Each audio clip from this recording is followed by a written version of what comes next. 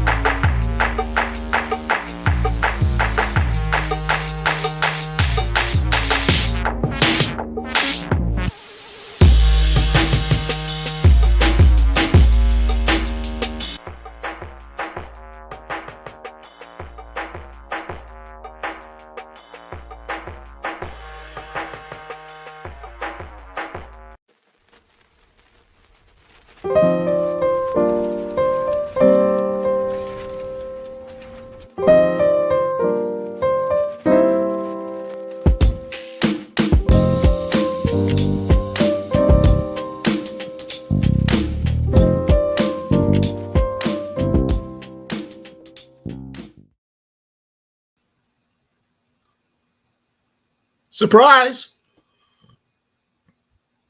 What's up, y'all? What's happening? Man, you guys, I need y'all to get a little more hype, man. I mean, it's Thursday. It's right before the weekend. Well, I'm glad to be back on the show, man. It's been a long time since I've Look been at you on here with smiling. Got the beard game going strong. Rich wearing as the sheiky.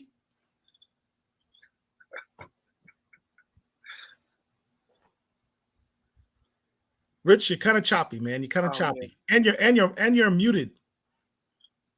Yeah, he is muted. You gotta unmute yourself, bro. There you go. Say something. Oh man, his internet is terrible. Terrible. You have to log out and come back in. Every time you sit a certain kind of way in that room, it's a problem. I don't know what's going on. It's something about where he lives. They just don't believe in internet there. Texas. Anyway, what's up, y'all? This is a popped up BCL show. This was not scheduled. It was not planned. We don't have a format. We really kind of shooting from the hip right now. But, you know, me and the fellas, we were just sitting around just talking about stuff, as we often do. And we're like, why are we talking about all this important stuff? And we should just be recording. Hershel says this all the time. Why are we wasting such great material just talking to y'all? Like, we should just be recording this. Yeah. So you're like, hey, turn it on. Let's just turn it on and chop it up. So you all talkative before. Now you all silent. Hershel, what's up, man? Oh, listen, we had something. We everybody has a group chat, and we were group chatting about something. It was a comic book. I know I started off with the Attack of the Amazons cover, which I'm pretty sure we don't have to pull up on display. But I guess we're not going to get into that. But it was something else that you brought up. Oh, a couple things I want to start off with. Definitely Big Phil Sunday. If you have not, subscribe to 33rd and a Third Media, and also our YouTube channel and Big Phil's Instagram. You are not going to be eligible for that Black Panther #1 1977 and a 9.4 CGC. Now, guys, do y'all own that book and that high grade? I don't. I got raw copies. I got a copy, but it ain't that good. And for somebody to give away, listen, one thing he said, ain't none of these other guys giving away no CGC books, black characters, Black Panther. Come on. Ain't nobody giving away no books like that. He's going above and beyond. That's also if we get 100 views. We can do it. We're the Comic Lords. You guys are the best audience in the world. Now, Otis is going to come behind my boy. If we get 200 views, right, on his show on Sunday, he's going to give away some original art. Now, Otis is one of the original art kings in our community. So whatever he's going to give you is going to be ill, it's going to be sick. So, and then I heard that Robert, Mr. Foreign, Mr. I gotta go. Hey, I don't know about this. Whoa, was that supposed to be the secret guest part? Are you letting us? No. He put it out there. Robert's going to bring something to the table too, and it's going to be a foreign. It's going to be a foreign book that I don't even know. I haven't even seen this book before. He just dropped. I'm like, where did you get this from? He got like 100 damn Wonder Woman 204s. Yeah, him and Big Phil. So listen, Sunday 9:00. Make sure you follow the instructions. Make sure you are subscribed up. Make sure you follow. Do what you need to do, and make sure you're in the place to be. Because if your name is called and you're not subbed up, he's going to move to the next person. That's all I got to say. Make sure you're here. That's this Sunday, right? At what time? 9:05. But I would be there. Honestly, I would be there at 8:50. Just in the room, just chilling, ready to go. Got my popcorn, got my drink, whatever I need to do. I would be there early. Get in line. Yeah. So, we've had Black Comic Lords for what, 3 years now, almost 3 years. It'll be 3 years in a few months. And this place has taken on various forms and manifestations and priorities over the last almost 3 years. But ultimately, it's just a platform.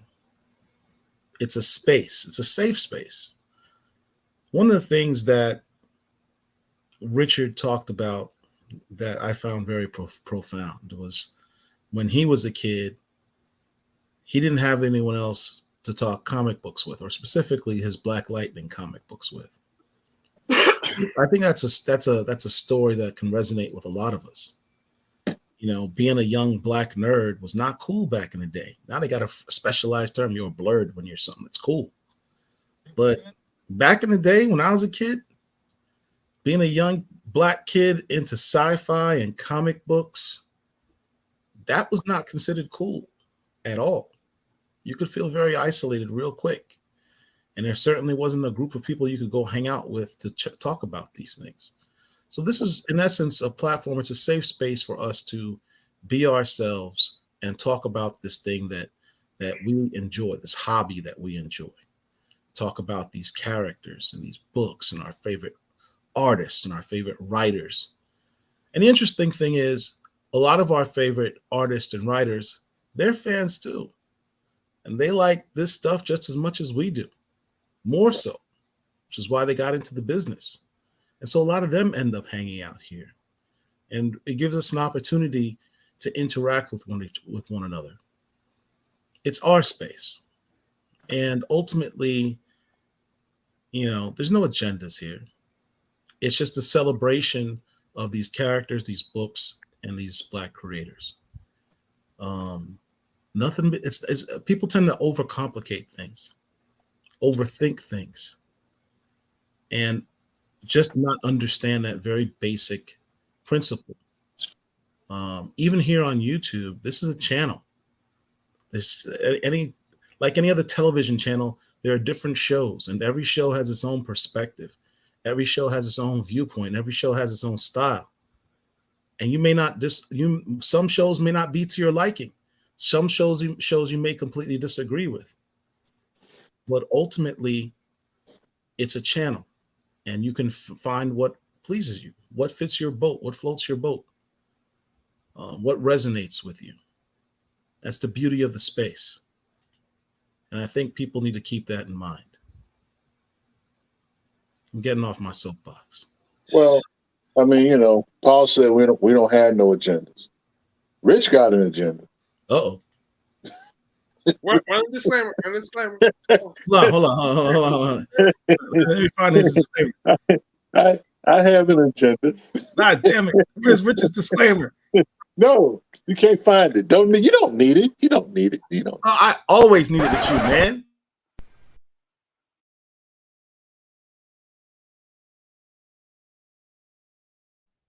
Anyway, I mean, look. Here's the thing. Paul is our. It is a platform, but I think people need to know that Black Comic Lords Incorporated is a business, and I think they need to know that we have infrastructure. They need to know that Paul's kind of the president. He's the CEO. Hershel's the founder. I have two functions. I am I would say somewhere between a philosopher and MI6. Bro, you're the organization griot. We've told you this time and time again. You're the group griot. I won't smack you with no sage, but I will smack you. I will smack you. But anyway, I'm just kidding. No, but seriously though, Black Comic Lords is a beautiful platform where we share our thoughts on these comics. At the end of the day, everything we do is about these comics. Shout out to Tron World. Got us started with the super chat. Hey, you know what that means. Appreciate you, bro. Donation. It's a donation. I thought it was the trash. Don't be hitting on me.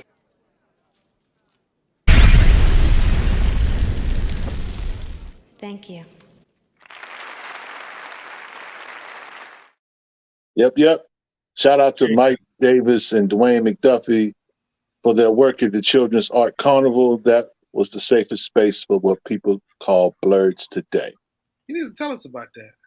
Yeah. At least I'm not behind the scene. So we do a lot of different things here. You know what I'm saying? We pontificate, we philosophize, we kick chairs over. We vent. We do a lot of different things here, but by and large, we are a group of collectors who just do our thing, man, and try to I love this comment. Rich's smart brother mixed with Shaft Senior. Oh God, hey, that's perfect. I appreciate that. That's my praise. Shout out to Mike. I appreciate that. You know what? Rest in peace to Richard Roundtree, who just passed away. And, that brother was 10 toes down, man. I don't know anybody that did not want to be Shaft. That brother was a real superhero. Yeah, he was a real superhero. I mean, we all, I ain't going to say we all because some of us are older than others, but, watching Shaft in Africa, Shaft's Big Score. And we can't not talk about the music. I know Hershel is a big James Brown fan, but you know what I'm saying, that Isaac Hayes and that Shaft soundtrack, that's a pretty amazing soundtrack, bro. So listen, do that soundtrack real briefly. My dad decided when I was in high school, the college football tape for the colleges to look at, guess what the soundtrack was in there? My dad is old school. He had the Shaft as I was running in the backfield, grabbing guys and throwing them down. That's what I sent off. And that's probably why I didn't. Well, I don't know, but cool sound. He's like they wanted to know when they hear the little. It's about to go down. That's what's up, man. That's what's up. Yeah, man. But shout out to David Walker who did a Shaft limited comic book series on Dynamite, and two technically. Yeah, two volumes of that. So, and I have some of those books in the collection. And I mean, my dad actually, I think about it. David Walker put up a book of Shaft, like the first Shaft book. My dad had that, and I don't know where it is, but when I get down to Houston, I'm gonna try to find it. I feel like my dad has a Shaft book too. As soon as I saw that, I gotta find it. Yeah, so, and that's definitely gonna be a collector's item for sure. Shout out to Samuel Jackson who played Shaft, and he did all right. He did all right, you know. But there's only one Shaft. That's Richard Roundtree. So, but it was a shout out to them for putting him in the movie with him. Actually, 2 movies that they did. So the second movie was terrible. But the first one was all right. Do we have any fictional characters and you guys are gonna help me with this one? Do we have anybody that would not in likeness, but in maybe an occupation that will be the closest to who the Shaft character is? Superfly. No. We're talking Oh, he's a drug dealer, bro. What are you doing? Man, look. He was drug dealer. He was a cool drug dealer. he's He was drug dealer of principle. we're only 16 minutes in, and this scream already going off the rail. No, 10 minutes. To answer your question, Herschel, I'll be honest. I don't think we do. I think the Shaft persona is one of a kind. You know, I mean, he was a detective and private investigator. Actually, he wasn't a cop. He was a private investigator. the only person that would come close is a female, which is Misty Knight, but she had a bionic arm, but still kind of that still 70s soul. Yeah. She was a private eye / Cleopatra Jones? No, I'm talking about strictly comic book. You're talking about comic books. Oh, sorry. I thought you were in the movies. No. But he's about right, though. Mr. Knight's probably about the only one. What about that character by the singer, Fierce? Fierce. From what book? The name of the book is called Fierce by Tyrese. You talking about Mayhem? You talking about Mayhem? Yeah. I thought the character's name was Fierce. No, Mayhem. Mayhem. Is He got a Mayhem? mask. Well, He's yeah. kind of It's Mayhem, bro. Look at my face. yeah. Mayhem wouldn't be like that.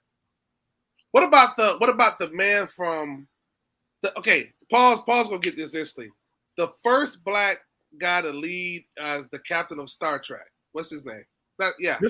Hawk. Man, Hawk. Yeah. Hawk was As far pretty as much, comics now, I think it was who was it that had that the Power Man character? Yeah, that's the modern version of the Power Man. Yeah, there it is. When he rebranded his Cage, that may come close. In the 90s, Cage. What? That was Cage. Yeah, that was 90s. This Cage in like 91. Yeah, that was early 90s or 92. Yeah, somewhere in there. Yeah, nobody. It's weird though because can we talk? Since we're talking about black superheroes, particularly brothers. Okay, we have Black Panther, of course. Where is Sam Wilson available? Is he in a book? He was in that right now. America. You mean he's in Avengers right now? Yeah, as playing as Captain Falcon. Yeah. Okay. I refuse to call him Captain America at this point. It irritates me. You better get used to it because that MCU movie is coming. Send it home. It's gonna send it home. And if it's good, if it's like people actually say, "Oh, we might be back," and people start talking like that, they might let it stick. Because remember, he gave it up and went back to Falcon, and everybody was like, "Hey, look, can we have a moment of silence for the MCU?" Pouring out for the MCU, baby. I'm not gonna do it yet. It's for the dead homies. I'm not gonna do it yet. I'm not gonna hold it. Wait a minute, hold up. You tell me you ain't holding out for the Marvels. So he's holding out for Secret War. So here's the deal. I got a invitation to come on the show and talk about the Marvels. I was surprised because nobody's talking about the Marvels. Who the hell invited you to talk about Marvels? Listen, don't put that man business out. I literally just got asked in about 20 minutes ago, and so I'm trying to figure out because I barely was been able to come out tonight, right? I'm trying to figure out what day next week. But I'm gonna be honest with you, man. As far as the Marvels go, I sure hope that if it's good, it's good. Nobody's gonna have anything to say. Great. But if something happens and that movie tanks, I have a bad feeling that it's gonna take Photon with it. And I don't know if we'll see her again because when they wash their hands with that film, she might get washed with it. That's my greatest fear. I have nothing against the Marvels movie. In fact, I plan on going to see it. I plan on getting my big box of popcorn and having a good time. I don't refer to it as I refer to it. I will say this though. They are not. Marvel is not promoting this movie. No, they're not. Not well. I don't know. I don't know why that is, Marvel. We talking to you, Marvel, tonight. I don't know why y'all not promoting this movie. People are predicting this movie to be dead on arrival, right? And they're not actually helping the situation. Because to me, you have 3 superheroes, 3 ladies that are going to be in this movie. You gotta generate some kind of buzz, but there's literally no buzz for this movie, and that's kind of terrible. Yeah. But that right there tells you all you need to know about where Marvel is right now. Didn't they just cancel the Wonder Man show that they was going to do initially? Yeah, but nobody asked for that show. Nobody asked for that, and we're actually excited about that. That is canceled. We're cool with that. I'm happy they're saving their budget for something more meaningful. And they're saving this character now for several different other black characters. Yeah, I mean that's unfortunate, man. But and here's the thing too. Okay, so we just got a Photon run. It was only 5 issues, written by Eve Ewing. But with this movie getting ready to come out, there's nothing else. And to your point, Hershel, will she go back into oblivion? Because is she in a book right now? Monica? No. But she was on that Peach Momoko cover that I saw Paul post. But I was wondering what those eyeballs are in her hair for. That's just a cover. It's possible. Because in a solicit for upcoming Avengers book, the Avengers are supposed to receive help from someone. They didn't say who it was. And I believe that's a solicit for that book. So it's possible if they're smart, which I'm not going to say, Monica will end up joining the Avengers. So that'll be Monica, Sam Wilson, Black Panther. Scarlet Witch, Vision, and Mighty Avengers. Thor. That's a pretty good squad. If they put Monica on it. Let me ask why Monica's not on Avengers makes no damn sense.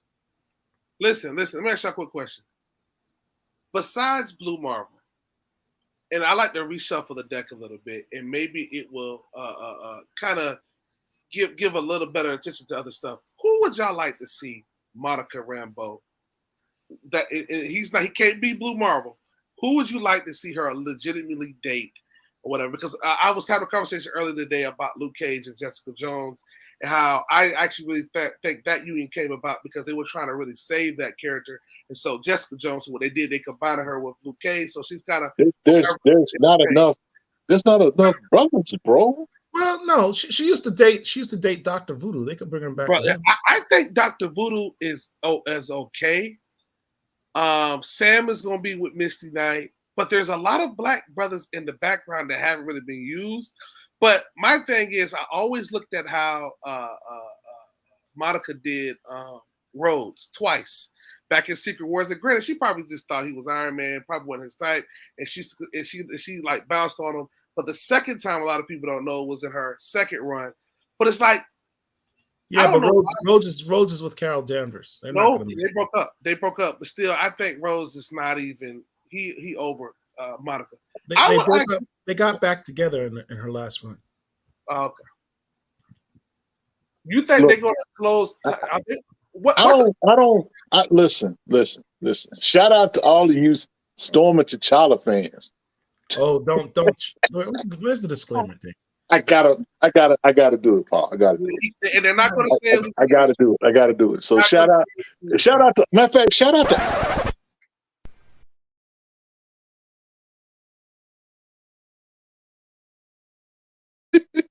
listen. Shout out to all you guys that left all of those Storm books in the comic book shop. I'm not mad at you that you did. I'm actually not mad that you didn't buy the last edition of Storm. I'm not mad at you at all. Now, that's not to say that it was terrible. It was okay. But man, they I don't know what that was. I don't know what it was, but it was not the Aurora Monroe that we know. So I know she went back and got the Mohawk and she's just living her best life. I'm like, you need to go back to Mars, hang out with some people, and get it together. Here's an interesting suggestion. Manifold. I think he might be too young for her, though. Yeah, he ain't got Manifold was dating Shuri. So I don't think that would work. I have a question for y'all. It was a hot topic, and I want to transition real quick. Give me your Black Trinity. So when I say Trinity, you know, when you go to DC, you got Superman, Batman, and Wonder Woman. That's what's going to be on your shirts, your lunch boxes. Those are your big three. Give me your Black Trinity for Marvel. Give me your Black Trinity for DC. It must have a female. Now, Paul, I already know where your brain is going. Woman, don't use the term female. That's disrespectful. We already know where your brain is going with this one. A-listers. But to try to put, I think, some of these Black characters, and follow me on this one, with the same resume as some of these white characters, I don't think that's fair. I think it's okay to have a B-list and an A-list as a Trinity, because some of these characters are, especially on the DC side of it, well, for certain DC and Marvel, even Independence, and then we're going to do a Trinity for Independence. What are y'all top three that you feel like if they're going to lead in with three Black characters, who is that going to be? As a matter of fact, I tell you what, we'll just start with the Trinity, and then you can do an honorable mention. Who's going to be your fourth guy or gal? In Marvel, that's simple. That would be T'Challa, Aurora, and Miles. I agree. Can't take in DC, it would be John Stewart, Cyborg, and Vixen. Mm-hmm. Independent. You gotta say Spawn. You gotta say Spawn. Uh-oh. You gotta say Static. Yeah, you gotta say Static, because that everyone knows Static. If there's one milestone character everyone knows, it's Static because of the cartoon. Right. So Miles, I'm sorry, Ooh, that was a Freudian slip. Static. I'm having a rich moment calling Miles Static. Static, Spawn, and a woman character who's independent and Black. Man, Livewire. I know she ain't, but those covers, she does. Every time Valiant comes up, she's right there. I'm just saying. I can't think of anyone else. I mean, if to say, Martha Washington might be a little too, because she's not really a superhero per se. Damn. See, it's just go with the low hanging fruit, bro. Just go with the low hanging fruit. Go with the low hanging fruit. I should have prepped you beforehand, huh? Because I already got my list. So you gotta let me think. Go ahead and think about it. Let me do my list. All right. Go ahead. I'll put up what people are saying in the chat. All right. So for DC, it's John Stewart, Black Lightning, and Nubia. For Marvel, I ain't mad at that list. Nubia. Wait. Nubia. You think Nubia is what DC will lead off with? If you're talking about black women, you could go Vixen, or you could go Bumblebee, maybe, or Joe Mullen. There's others, yes, but I mean, I think that Nubia is a story character. She's been around for a long while, just hadn't been used. So, I mean, why not? She's Diana's sister. So, that's how I see it. So that's DC. Marvel, I'm going Blue Marvel, Black Panther, and of course Storm. Okay. Independent. Independent, I'm going Spawn, I'm going Static, and I'm going left field. Ninja G. Man, come on, dog. Nobody knows who that is. I don't know who he is. You know now. I know who she is, but I'm saying the average public doesn't know who that is. Well, it's a valiant character. See, that's the point. That's why Black Comic Lords is here. So educate people. It's got to be some. It's got to be the. Okay, all right. I can go live wire. Yo, Super Slab says Rocket. For a Black independent woman.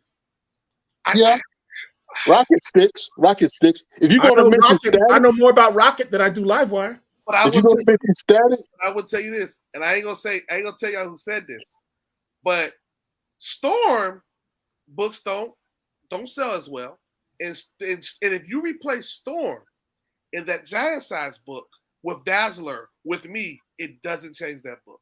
So, question: does not carry books, but Storm is still gonna be my top 3 for my. But Storm, let me tell you something about Storm. I love Storm. I think she's a Omega level. She's a killer. And as I was a kid watching her cartoons, she was the one. Her and Bishop was the two most, other than Wolverine, that I was look forward to seeing.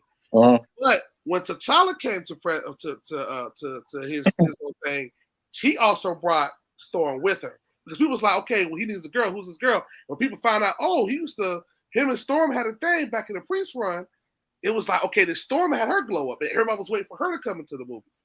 So Storm, every time you look in media, if they draw the X-Men, she's like that one box standalone Black character. So she's came along, but she's been inserted into different teams, and she's also associated with other people. But I think a standalone, she's not as strong, but she's that rare one that she's kind of hung around other people and kind of had her glow up. I mean, it's not taking nothing away from her, but how Miles kind of almost the same thing, but T'Challa's standalone. He's done it all by himself.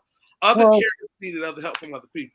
Of course. I mean, I think that's a given. I mean, it's superheroes. Everybody needs help. Now, you mentioned Dazzler earlier. Mm-hmm. Do you guys know that she used to be Black? That originally Dazzler was supposed to be Black, and that she was actually thought out. That she actually was supposed to be patterned after Grace Jones. Yeah. Mm-hmm. I found that very, very interesting. And she may be in the new Deadpool movie. So she had a cameo of sorts in that Dark Phoenix movie. Yeah. That nobody remembers, because you all paused when I said that, because nobody cares for the film. I had to think about it. No, I went right to it. I remember that. But if Taylor Swift picks up that role, it's probably gonna make that character go nuclear. I tell you what, that would be the smartest move. That what's his name? Ryan. What's his name? They're gonna have to pay her. What's the Deadpool actor guy's name? Ryan Reynolds. Ryan Reynolds. Yeah, that'd be the smartest thing Ryan Reynolds could do, is have Taylor Swift do a cameo as Dazzler. That movie would blow up from all this. That movie's gonna you understand, Paul? That movie's gonna blow up regardless. That's because they put away with. You know what I love about the Deadpool movies is all those cameos to do with the X-Men and stuff and references they do. They basically do a film that the fans actually want to see, because the fans are like, why can't I have this character and this character in the same freaking movie? And Ryan Reynolds was able to do it because Marvel's like, do whatever you want. It's not in our continuity, so you can do whatever you want. But that's in essence what the fans actually want. Yeah. I mean, it's listen. Dude acts. I've never seen an actor parlay a terrible movie into a dope. Matter of fact, probably the most successful of all the Marvel movies. I mean, he was Green Lantern. He was Hal Jordan. in Green Lantern, a Yeah. terrible movie. But yet he had the personality to pull off Deadpool, because I don't think no one else can play Deadpool. If you could name somebody to play Deadpool other than Ryan Reynolds, who would it be? Robin Williams, but he dead. Robin Robert Williams. Williams is 67 years. No. He's dead. But I'm saying He back when he was was dead that alive. long. He was, While we're here, this is a great time to remind you guys. Please throw us a like. Please subscribe and also hit that bell. A lot of times you guys say, "Oh, I missed it. Oh, I never knew you said that," because y'all wasn't able to watch the last video because you didn't get notifications. That bell is so important as well, because I know you guys know that we got a big show coming up on Sunday. Make sure you guys subscribe to our channel for that. Also, subscribe to 33 and the Third Media, as well as Big Phil's Instagram. Make sure you're there, because when we just got to talking about Black Panther, he's giving away freaking Black Panther's first appearance in his own title, all right?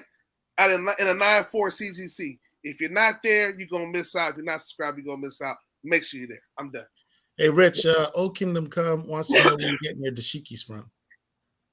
well, you know, I shout out to the Doc Bookshop here in Fort Worth. This one I got, actually most of my dashikis I get there. So yeah, I appreciate that, Old Kingdom Come. I love wearing dashikis. People wear t-shirts around the house. I wear dashikis. So Hershel, here's a question for you, because I know that you posted this up in our space. Eric the Guapo asked, I heard a rumor, maybe you guys know if it is true, but when DC got Captain Marvel from Fawcett Comics, they were supposedly going to make him black and rename him Captain Thunder. Okay. Go ahead and expound upon that. Look how Hershel's face just lights up. I love when people ask questions like this.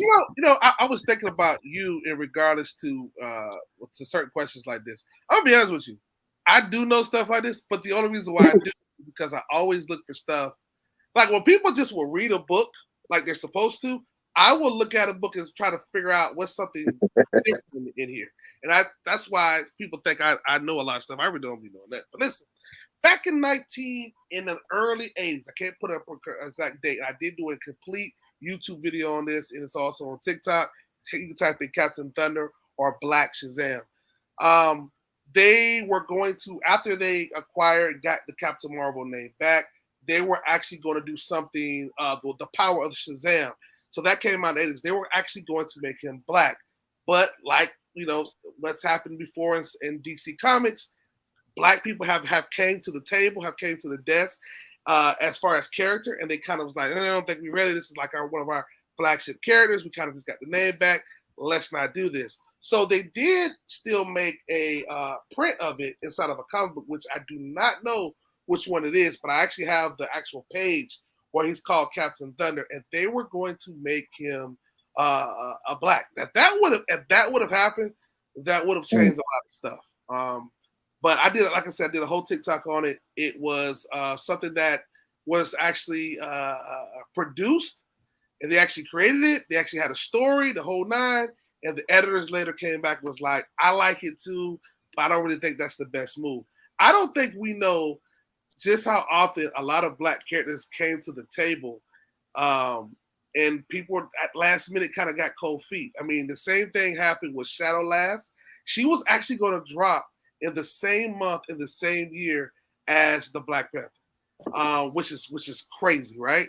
Something about 1966, something about between July and August, even in the future, you're getting a lot of Black heroes in that era. You got Sam Wilson in September. You get Miles Morales in August. It's just a little funny thing with that date. I just kind of think it's cool.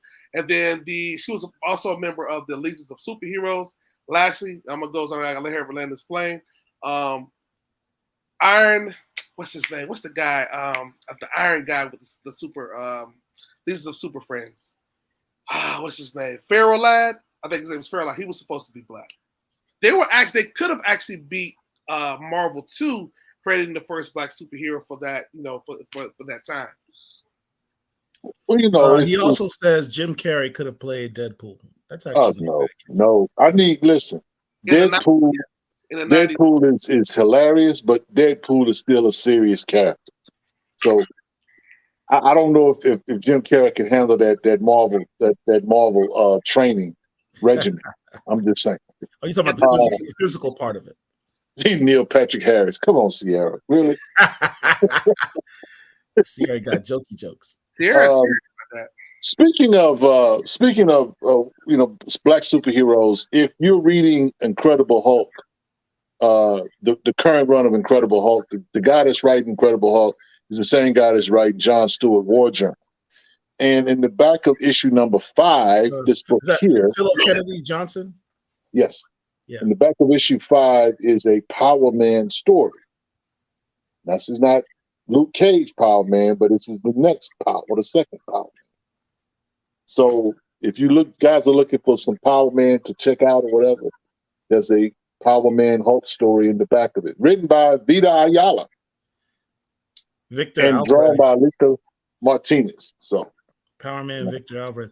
Reese Fanto says, "Remember when Rogue turned black from kissing a black guy? Do y'all remember that? I don't remember that." I can see that happening because she touched Nightcrawler, his skin turned blue. Remember when they? Yeah, but that's part of his power though, because his skin color also allows him to blend into shadows. But kissing a black guy and turning black, that's like, I mean, is being black our superpower? She took the melanin in, bro. The melanin in. Being black is a superpower. Look, Reese, I need to know what issue number that is, what book and what issue number. Please post that in the chat. That's funny. Well, that deserves a posting, or definitely it might even deserve a posting on the website. I'm going to drop the link for Captain Thunder in the comments. You guys go and take a look at that. You're going to what? Drop the link. Video. Oh, okay. So you guys dive into the indie comic scene. Eric Guapo, you must be new to this space. Welcome. Of course. You might want to reference, go to our channel, Black Comic Lords on YouTube, look under interviews, and you see that just 2 weeks ago, we did a whole roundtable on Black indie comics.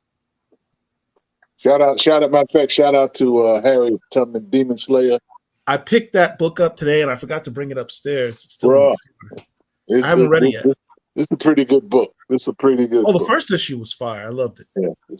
Yeah. Second issue was fire too. I am so grateful and glad that book is in the stores. So, yeah. I always tell people, I always remember this, guys. And remember, I told y'all this. The Demon Slayer book is out now, but go get the first printing from the Kickstarter because it's got some different stuff in there. Because when something hits the fan or whatever, people are going to go back and try to get that book. Because even with a lot of these independent, anytime an independent was at a Kickstarter level and then they roll over to go mainstream, they're going to basically reprint that book. But you're going to want to get that first printing. Trust me on that. Speaking of, yeah. Hey, Eric said Chillmonger put on us onto the channel. Shout out to Chillmonger. Mad love, respect for Chillmonger. Respect. Welcome, Eric. Here's another good book to read.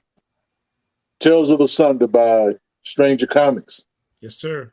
This is a pretty good read.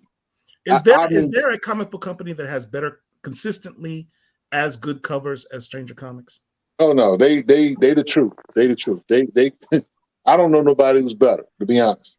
I don't know nobody who makes sure they literally go to almost every con, and that brother be working hard. Yeah. I mean, every time you see him, he's just at a con talking. He's pushing, bro. He gonna make it. He's already made it. Sebastian Jones, man, one of the hardest dudes in comics. Absolutely. So, but that's a very good story. This is the book that's in the shop. Just so you guys know, you can put this on your pre-orders. It used to have to go straight to directly to Stranger Comics or get it on a Kickstarter or whatever. You don't have to do that now with Tales of Asunder. Tales of Asunder is in the store. Now I'm asking you guys to go support this book, put it on your pull list, so they'll add more titles. Because that's the key. It's one thing for them to get the book into the store. Now we gotta support the book that is out so they can, so we can add, his main character to the roster. You know what I'm saying? Niobe. So you know, Bro, we still got work to do. Hershel, what are you doing? I said something. Why is this on here? It shouldn't be on there. I just pulled it out.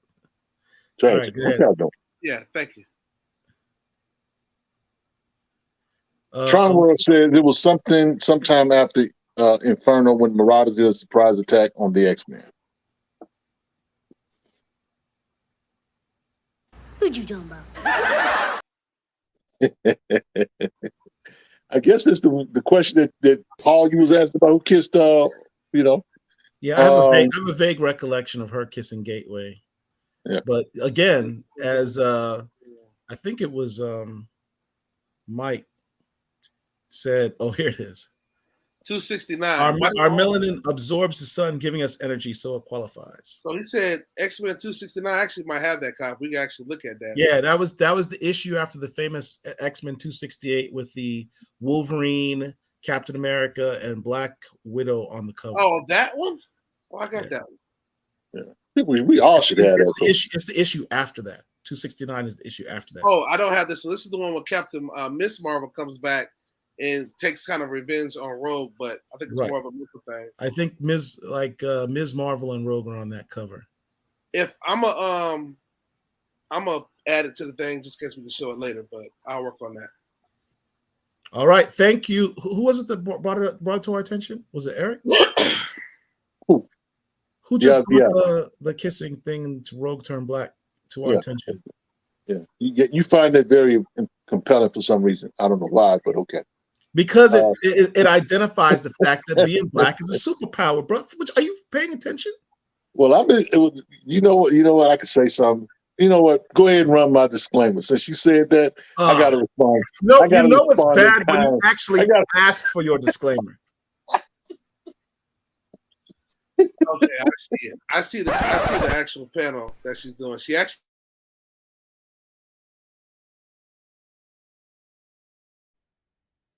Now, my blood if pressure. being black is a superpower, I'm gonna need y'all to be more righteous instead of being ratchet, more like the boys. Here we go. I'm just saying, especially on social media. Are you trying to go there? I ain't got none but time. Notice I didn't say a word. I gotta pull out my liquor. I ain't got none but time. Here we go. Anyway, look, can we just talk just briefly about? Now, I'm not a gamer.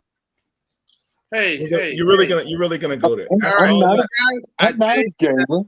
I think this is a bad idea. I'm just saying. I'm drinking. What, are we really gonna act like there's a big old character that we love called T'Challa, and there's a video game that's coming out? We ain't gonna say nothing about it. Listen, no. What I was going to bring up. Let me just finish. Get my thought out, Paul.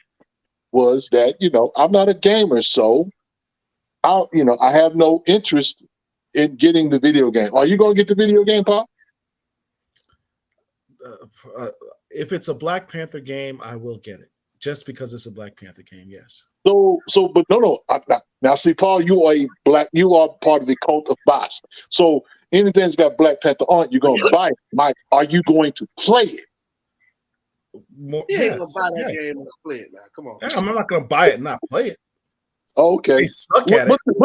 No, I'm just curious. I'm just like I said, I'm not a gamer, so video games wise, I'm more of a first person shooter one. This is more of a what system is it going to be on? I would assume it's only on PS5. It can't only be on PS5. Yes, sir. You got a PS5? No, I have an Xbox. Oh, you ain't gonna get it. You ain't gonna be able to get it. Oh, wait. I'm pausing. I'm thinking Miles Morales. No, Spider-Man is only on Sony. Spider-Man's on PS5. Yeah, this Black Panther game will probably be on everything. It'll be on everything. Yeah. Well, I mean, shout out to all of y'all that gonna be out there playing that wonderful game.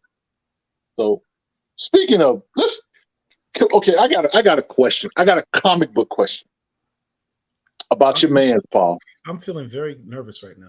Don't feel nervous. I'm just asking questions. We're talking about T'Challa. This your guy. Okay. Every time, last time I got asked questions about T'Challa, I was in a screaming match for half an hour.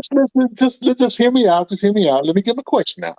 It's like, doesn't matter. My whole resume on T'Challa, I'm getting yelled well, you know, look, T'Challa is the guy. So when you on the top spot, you get all the attention.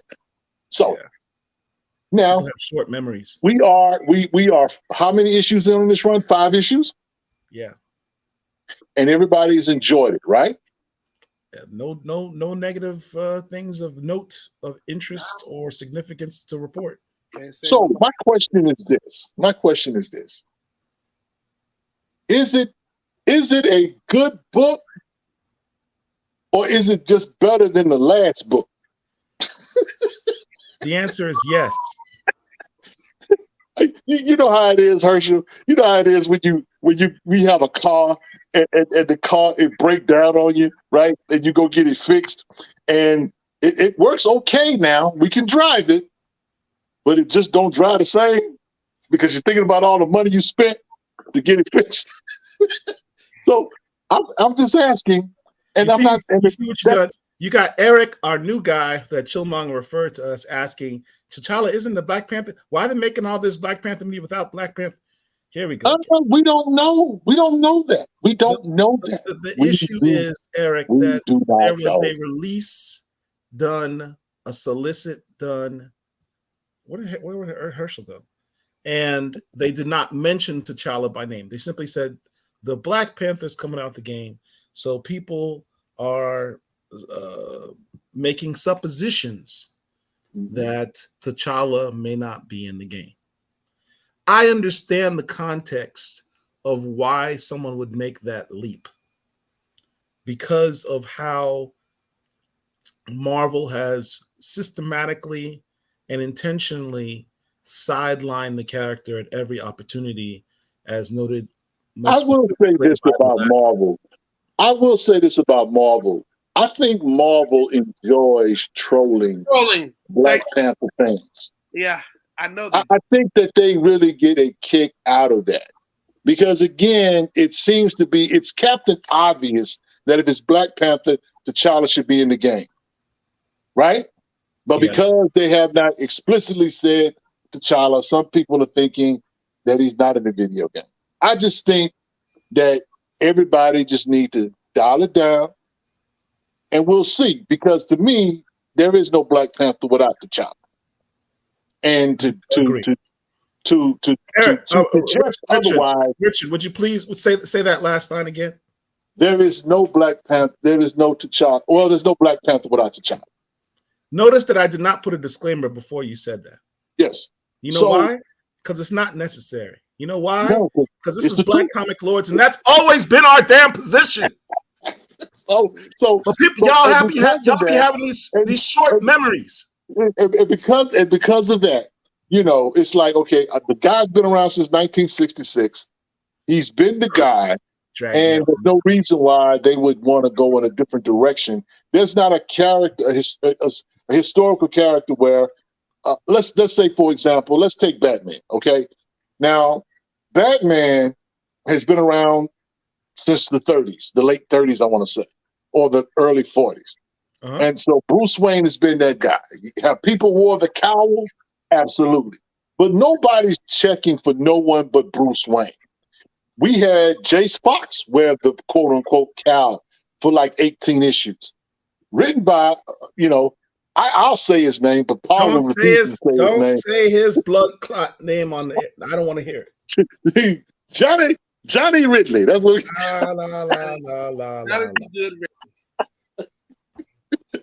But listen, I'll tell you what, Paul. We're gonna call him Johnny Law. Johnny Law. We call him Lord Voldemort. He who shall not be named. But Richard, the funny thing about all of this is I never forget watching you and Paul on the live when you got discovered that John Ridley was going to take it over. Paul's face lit up because Paul looked at what he was currently doing. Richard, you saw what he was currently doing. Y'all were like, yes, sir, we in here. The first issue, Paul DMs all of us because of that first panel. Everybody was cussing out. I was like, what the freak is he doing? First issue. I'm like, this doesn't seem like a Black Panther book. Look, let me tell you something. First of all, let me just say for the record, for those of you that don't know, I have books in every volume of Black Panther. I have Black Panther merch. I have Black Panther posters on my wall. I'm not a big Black Panther fan, though. I am a fan, but I'm not the biggest fan. So when this book came out, I tried to have my man's back. I'd go to Paul. I was like, just hang in there, Paul. That's it's gonna be all right, Paul. You liked his Black Lightning thing in the DC history of the world. So we got to like issue. Well, I think we got to like the issue number 7. It wasn't even that far.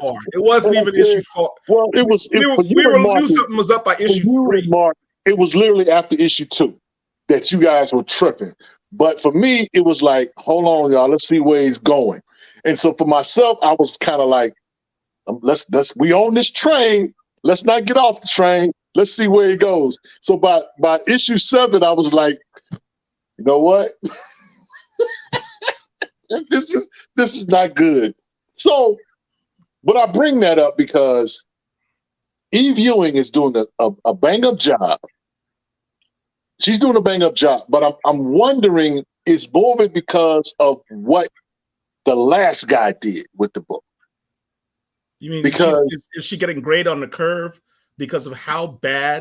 I'm just saying. Let's say let's hypothetically say you're making a Deion Sanders argument. Let me say this, Paul. I'm gonna introduce a hypothetical. Let's check this out. I'm finna really troll him. Oh, Lord. Let's move Johnny Law's run out the way, and Eve Ewing follows up Coates' run. Ooh, I gotta leave, man. I gotta go because I'm not gonna stick around for that. Y'all must don't want to interview the lady again. Is that what we're doing? No. I am not insinuating anything. All I'm saying is that run was so terrible. It was not terrible. We would literally, I wonder if we would literally accept just anything. Dr. Ewing is doing a bang-up job. I like the run. I'm not discounting anything that she did, but I'm just wondering, guys are clapping their hands for it, but I don't see nobody like, I mean, let me ask you this, Paul. When was the last time that you read a Black Panther volume that you ran to the store to go get the book? Had to be Hutton. It had to be Coates' last run, not volume 1, the second one, the intergalactic one of Wakanda. You liked that one? I like that one. It was Afro. I did a whole live on this. That's right, because you like he likes Black Panther in space. I don't get the. I like the whole Afrofuturism angle. And in those last 2 issues where you had basically a black end game. I mean, we're Black comic lords. Y'all don't recognize we had a black end game in comics? We talking about issue 24? Where 24 25, man. 24, 25. That book. Look, Paul, I'm gonna be honest with you. It took 6 months to get those last 2 books, though. You complained the whole way. I remember that. You complained the whole way. Sierra got jokes. I'm like, where's the book? I'm going to get a milk carton and say, have you seen Ta-Nehisi Coates' last book? I bought the books. I didn't like the run at all, but I bought every book. All right, so Sierra's right. Richard.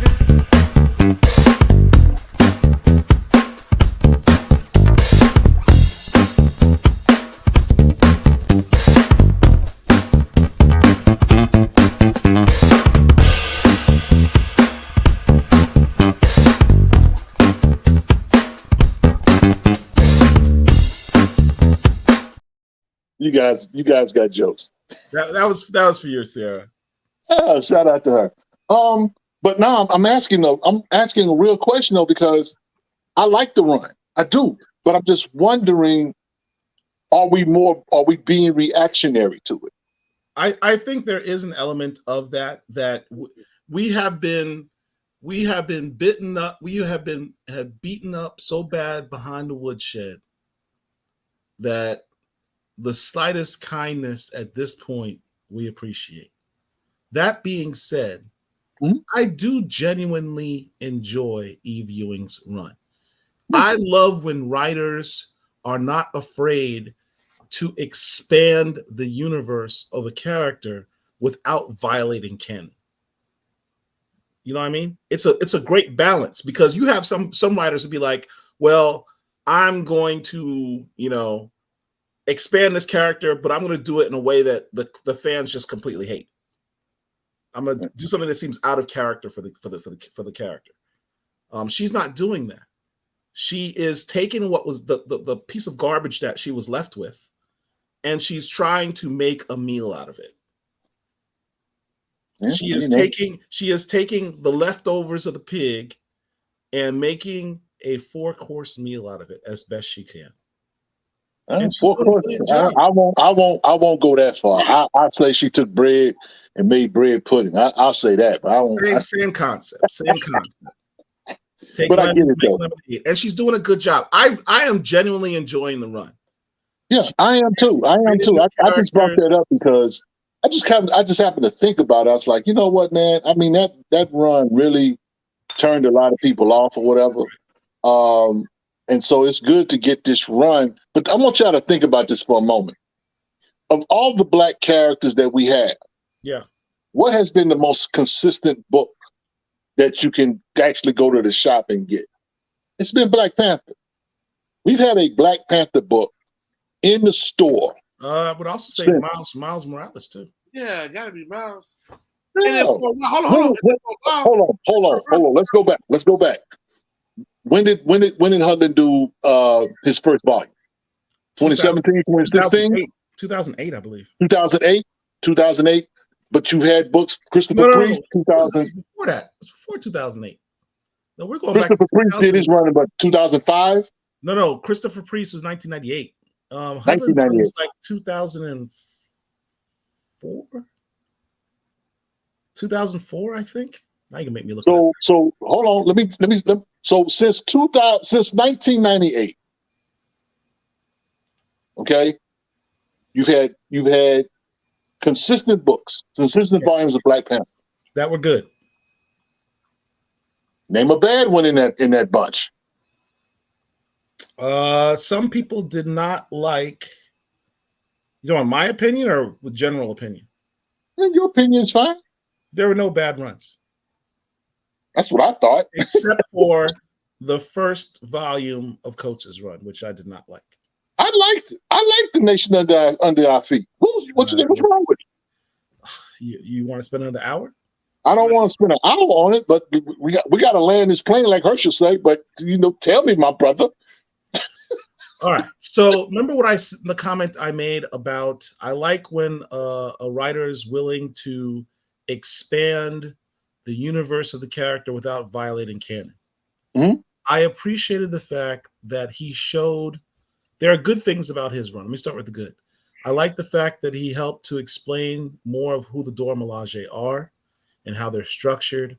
I like the fact that he got to show us more of the internal workings of Wakanda, even subtle things like people don't realize these Wakandan Kamoyo beads. Mm-hmm. This was a Coates creation that they had in the movies. Coates is the one who created that, and he based that on something that was done in the Priest run.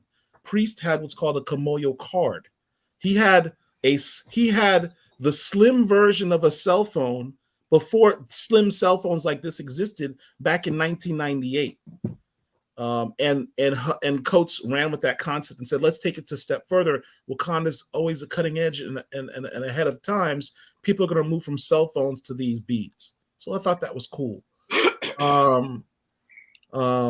Making new characters. He made Changameyer. He made the two villains, Zenzi and forget the other guy's name. Hey, we got a super chat. We got a super chat. But the bad part was I think he changed too much. I'm not a fan of the switching the monarchy that has worked for Wakanda for 10,000 years to a democracy. Wasn't a fan of that. Man, shout out to Boo Big HHB, man. Sure appreciate that. Let me pull that up. Sorry about that. I'm doing three things. Rich got me talking, and Hey man, I'm trying to move the show along. I'm sorry. My bad. I missed the super chat, but we're talking Wakanda, so this.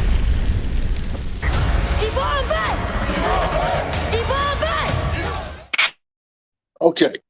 Now, I'm glad you brought that up about Coach's run. I do think he changed it quite a bit. I didn't have a quote unquote problem with it or whatever.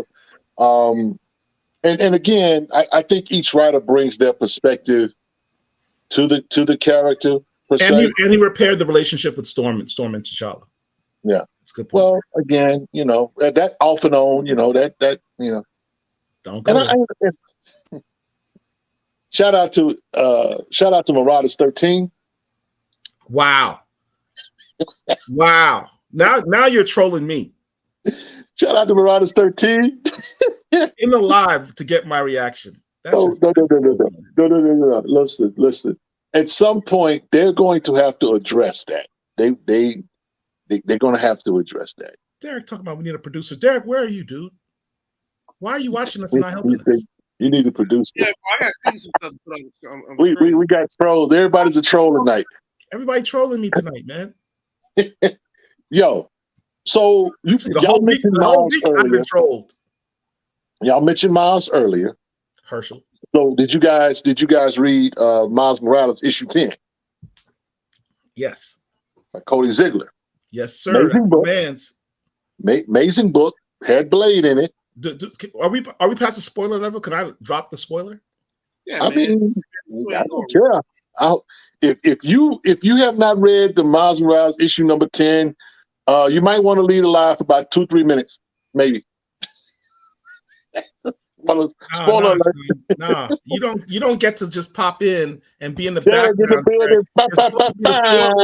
Show.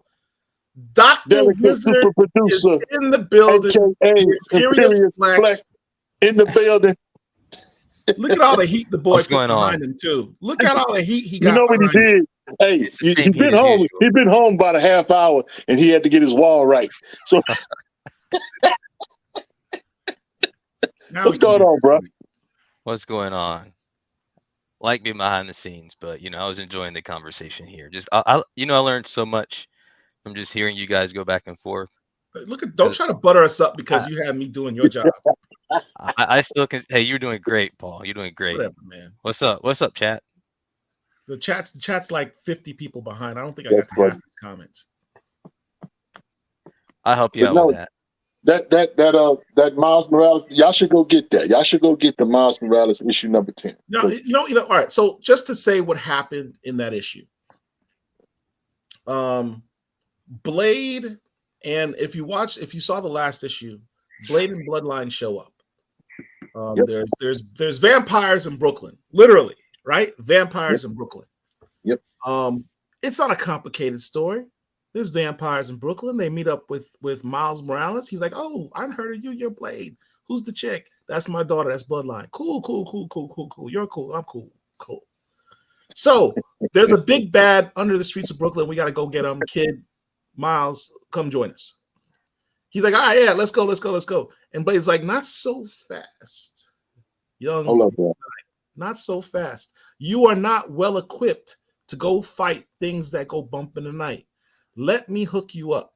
Blade, he does. I want that splash. There's a splash page. You gonna make me pull it. Can you bring that up? Can you bring that up, Paul? I'll bring it up, man. Let me just give me a second. So, hey, Hershel, have you seen it? Have you seen the book? That's something that we got to add because, and I hate saying stuff like this, but I know, like, man, this not even important. But Bloodline and Miles meeting, they're both. I guess they're around the same age or close. Yeah, they're about the same age. They're both in high school. Yeah, they're both in high school. I think that's a noteworthy issue. It's not a key, but it's a noteworthy issue. So I'm looking from it like, okay, let me go ahead and get the database so that we can definitely take, maybe something happens down the road. Hopefully they can start milking Bloodline to turn her into something. Like versus this. I mean, her hanging around her dad is cool. We love to see that because that's a father and a daughter. Like, Luke Cage got a daughter, but they don't really interact. They show, Danielle Cage in the future. So this is pretty significant. Like, when is the last time we seen like an ongoing type deal with a father and a daughter? We've seen it with a father and a son. Where's the share button? Black Lightning has done that with his two girls. So all right. So let me show you. Let me show you what I'm talking about. So Miles is like, hey, let me go with y'all. Let me go with y'all. And Blade is like, hold up. You're not equipped enough to handle this. So this is what he does. Understand, Blade is over 100 years old, right? Yep. And all this dude has done for those 100 years is fight the supernatural. not just vampires, all supernatural. Anything that goes bumps in the night. Demons, werewolves, vampires. If it snarls and has long teeth and has claws, Blade will go after it. But he also has a long history with the mystical. He's hung out with Doctor Strange. His first appearance in Doctor Strange was, what issue was that, Herschel? Doctor Strange 49 60, or 50? I want to say. Is it 60? Somewhere around there. Great key issue. And not expensive to get either. He's been Sorcerer Supreme, yeah. So, and yes, someone pointed out recently he was actually Sorcerer Supreme for a second in the run on Avengers Before Last. So what does Blade do here? What do we see here? He pulls out this little object, this magical object. He says these magical words, and all of a sudden, Miles Morales has, and let me pull this out.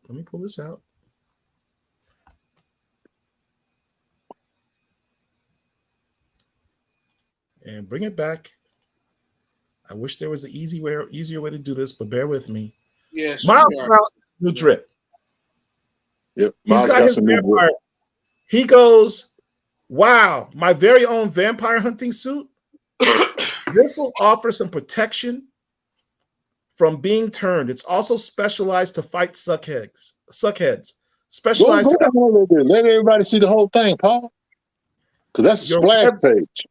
Your webs have been infused with ancient magics, holy water, enhanced enchantments, etc. Affects the little venom thing you do too. Cool, let's do this. He gave him a vampire hunting suit down to the little spider blade. His webs now affect vampires. His little venom charge thing, he says he's magically enhanced to kill vampires. When could Blade do magic? This is what I was talking about before when I said, I love when writers expand the universe of a character without violating canon. Yep. Blade has never, to my knowledge, I have quite a few Blade issues. I don't recall Blade ever doing magic before. Nope, I've never seen it. It makes sense because he's hung out with Doctor Strange for X amount of years, but even more so than that, he has dealt with the occult and mystical realm for 100 years. It makes perfect sense that he pick up a couple trinkets along the way that have magical properties that he can use. Brilliant writing. Shout out to Cody Ziegler. Shout out to Cody Ziegler doing his thing on that book. And matter of fact, Doctor Strange is in the current Blade run. Right. Issue 5 is getting ready to come out. That's going to end I think the first story arc of the new Blade run written by Brian Hill. So yeah. This is why Mary has done magic before, including the mystic arts. Maybe are you talking about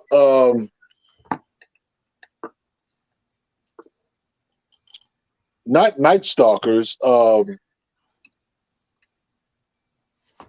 Midnight Suns? I don't recall. Maybe. I don't remember Blade doing magic. He's hung out with a lot of magical people. He may have done something when there was a book that nobody read, Strike Force. It was Strike Force or whatever. I have that run. So I don't remember him doing magic in it though. The only magic I remember was a spell that allowed them to not fall to the same thing that the Avengers fell to. Eric asks, does he have his own book now? Yes, he does. Blade. There is a new Blade run. This is issue 4. And it is fire. It is a great, great, great run. It is.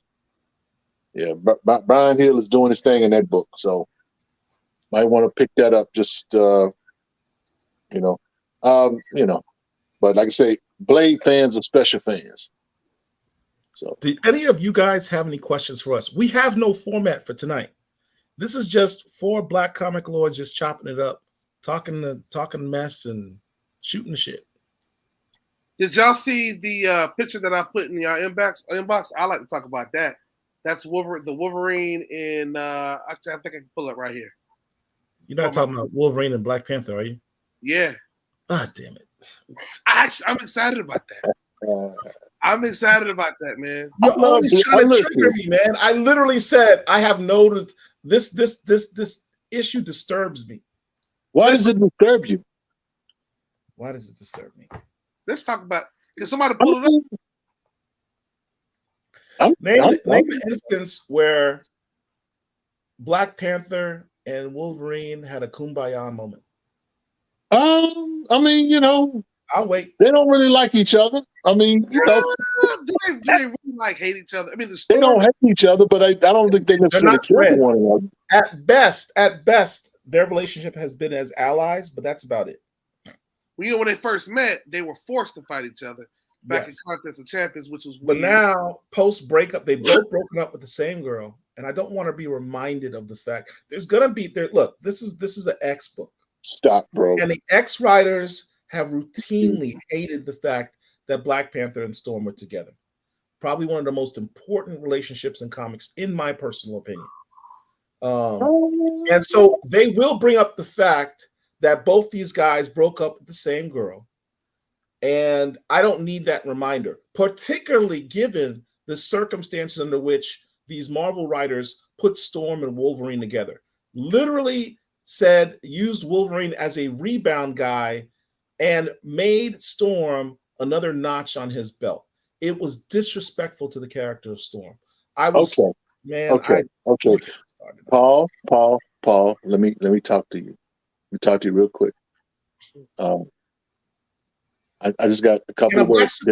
A black superhero woman. I just dignity. I just got a couple words to tell you, Paul. It's just comics. Oh, so you're gonna hit the Just Comics. You're gonna throw my own line back on it.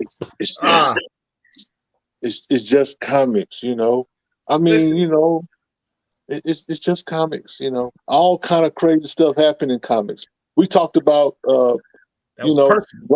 Rogue kissing a black man, or kissing a black man and turning black. You know what I'm saying? We had Lois Lane 106. I might actually support that. She goes into a machine. She goes into a machine, comes out as a black woman. Is that the first time Lois Lane had superpowers? Yeah, well, it is what it is. Going in the database. Come on, Hershel. But not as you know what? Listen. You can have all the superpowers. Don't nobody want to be black. Hold on. Black folk don't want to be black. Black folk don't. Listen, but I know you guys bring it up all the time, but I got to bring it up again. If you are like me and you go to comic book shops, you look on their back wall, you don't see nothing that you like, and there's a bunch of dollar bins. You're in a good shop, and you're like, crap. What was that book they were talking about? Most of the books that we talk about, if they're older, bronze, modern, if there are keys or noteworthy, they're on our website, www.blackcomiclords.net. Click on the back issue Explorer. You guys, if you want to find something to get into, a lot of those books that were priced really high that some of you guys went in that database you've seen, those prices are dropping. Dude, the other day I saw Brother Voodoo for less than $100. It was probably a bit great. Books are dropping. Derek, you should play the promo for the site. There you go. I'm talking to you. That's a great let's hold on. Before y'all get to that, let's get some of these questions out the way, because people have started. There's a lot of questions. There's a lot of questions. Yeah. So can we go back to the big one? Oh, Super Slabs! Shout out to Mike Carson. He says, "Is the Blade film done yet?" No and no. And then they haven't even finished the script, bro. Let me say this, Mike. Mike, with all due respect to your amazing wall that you had eventually published on CGC, I'm gonna tell you, you're going to have a new president before there's new talk of a Blade movie. So you can forget about that. I told y'all I wanted to give a Moment of silence for the MCU, because it is literally dead. So, Hey, 1 second. Shout out to Super Slab's Wall. Hold on a second. Fight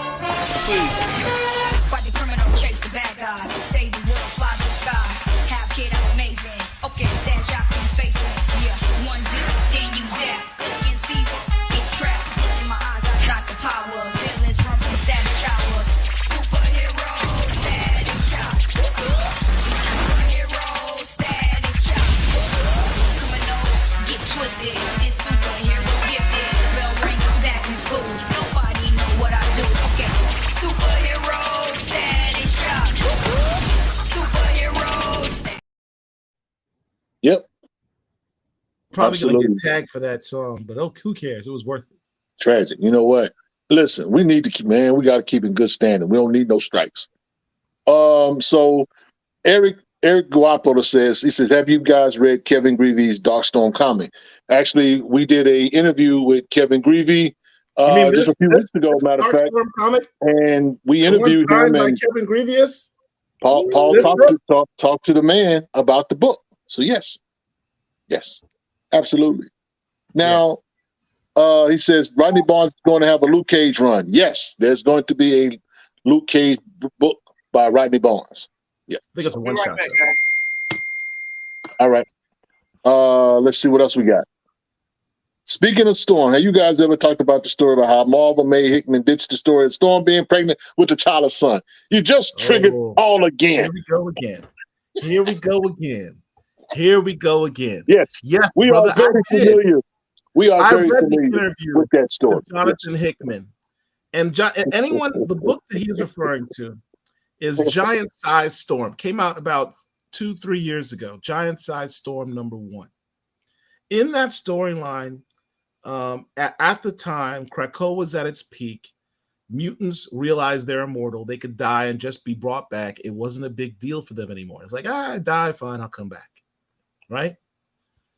So we're at this point where Storm's fighting the big bad. The easy way out is for her to simply die and be resurrected. Storm refuses. She's like, I don't want to die. I won't allow myself to die. And the rest of the X-Men are like, why? We'll just bring it back. Don't worry about it. Let's go. She's like, no, I refuse to die. I remember reading this at the time. Reading the story, I'm like, is she pregnant? And she doesn't want to risk losing her child? Because this is back when she was back with T'Challa. This is right after Coates run. She and T'Challa are back together. Mr. and Mrs. Boo thing. Brother here's happy. His favorite couple's back together. But see, Paul, they resolved the story without having to go into details. Hickman, in a subsequent interview, says, it was my intent to actually have Storm pregnant by T'Challa. Right? Mhm. But the Marvel editorial, X-editorial, overrode my decision. Yeah. Now, understand at the time, Jonathan Hickman was the X guy. He was basically like a mini editor. He rewrote the entire X universe with his House of X storyline. So for him, the guy who they put in charge of revamping their entire X line, for him to get overridden, that had to come straight from the top. Of course. Which is why I have such issues. Listen, dude. When it comes to the right now, the X titles are have a quote unquote crossover thing called Fall of X. So they're wrapping up this Krakoa experiment, the resurrection stuff that they're doing, because that's what Paul was talking about, is that, the mutants can die. Hey, it's no big deal. You can die, we'll bring you right back. So to that point about wanting to make her pregnant, they're not ready to do that. I don't think they've ever wanted to do that. And they'll do it. They'll do it with everyone else, just not the show. Hey, wait, real quick, guys. I'm sorry. You might have to run a disclaimer. My wife just made some peach cobbler, man. So I'm gonna eat it. You know what? This guy here, man. You can turn your screen off. What? And just still talk. Don't listen, watch you eat your peach cobbler. watching Hershel eat on a live is par for the course. This is what this guy does. I'm just happy he's not wearing a wife beater this time. That was years ago. That was years ago. So okay, those videos. Yeah, we're very familiar with that story.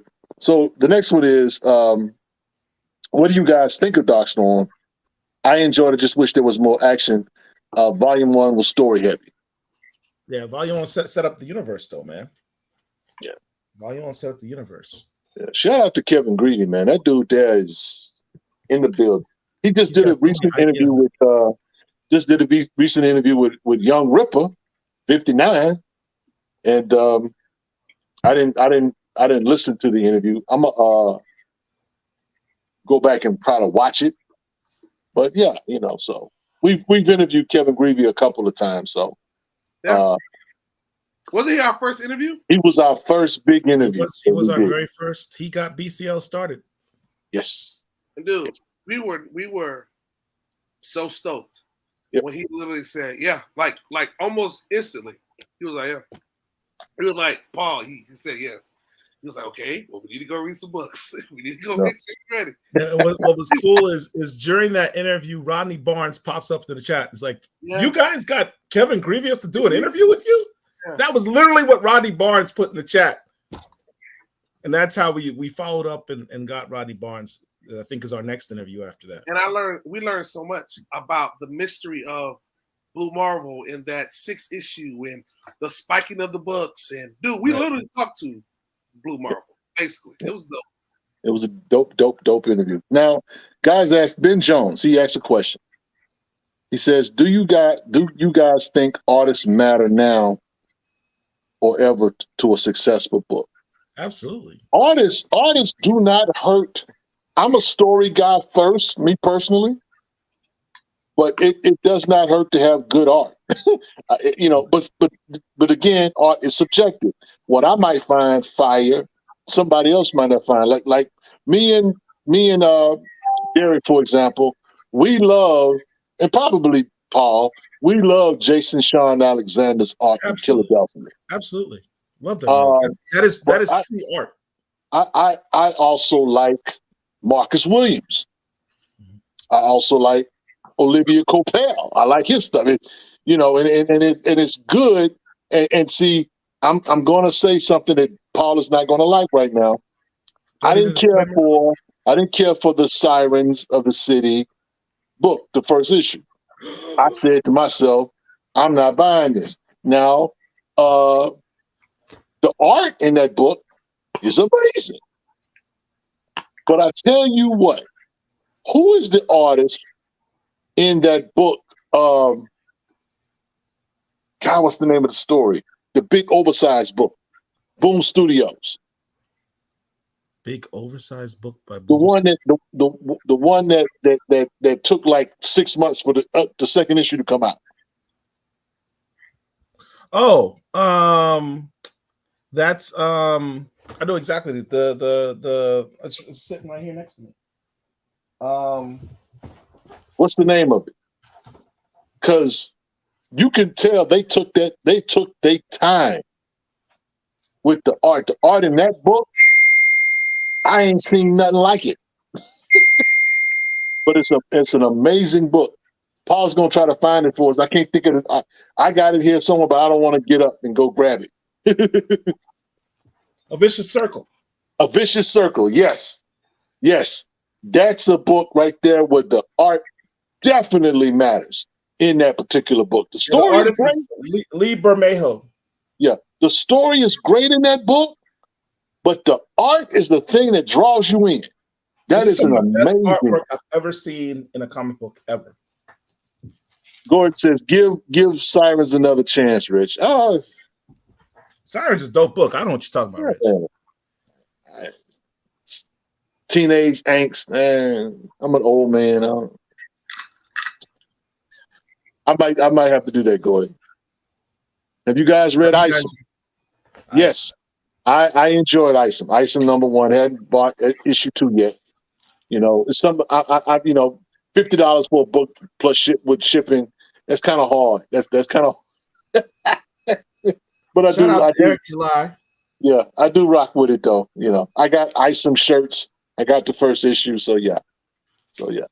Hey, speaking of ISOM, how would you guys love for us to bring the brother on the show? Let us know in the chat. If he Sure. would show. Shout out to Eric July. If you out there, my brother, go and holler at the Black Comic Lord. I mean, I put damn near enough money in his pocket, so sure, let's interview him. Outside of the millions he's already made, right? Right, my little drop in the bucket. Yeah. I mean, he's shout out to him. He's a local Dallas guy, so I would like to just chop it up with him. His warehouse is somewhere out in Plano, so he's a dope creator. I don't too much care for his politics, but everything else I'm good with. So, Black creator, creating original Black characters. Yeah. Sign me up. You don't even like my politics. Well, that's true. Shout out to Barack. So does anybody want to press Derek on this Ebon book? We're going to press. Let me tell y'all something in who's watching us right now. Wait. Why I feel like I'm in the dark? This is not a disclaimer. This is a revelation. Uh-oh. See this dude sitting below me right now? Derek, this dude right here? Please do not tell me you got an Ebon. The Imperious Flex has more heat than any of you realize. Tragic. He likes to strategically position this stuff behind him. This dude is he's super. You know that phrase Biggie said, "Real bad boys move in silence." That's that dude. Yeah. This dude got mad heat. Ultimate fallout for variant. That goes for a lot of bread. What's that? That Ultimate Fallout variant that's behind his wall.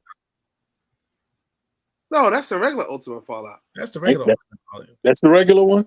You talking about the one for 25? You trying to press him? I thought that was the Derek. That's not the USA one? Your mic's off, Derek. Your mic's off. No, that's not the one that came out. Everybody that caused all the issues last year. No, okay. The USA one. He does have that second print. It's the regular one. Print, the lower second print, Philadelphia #1 behind him.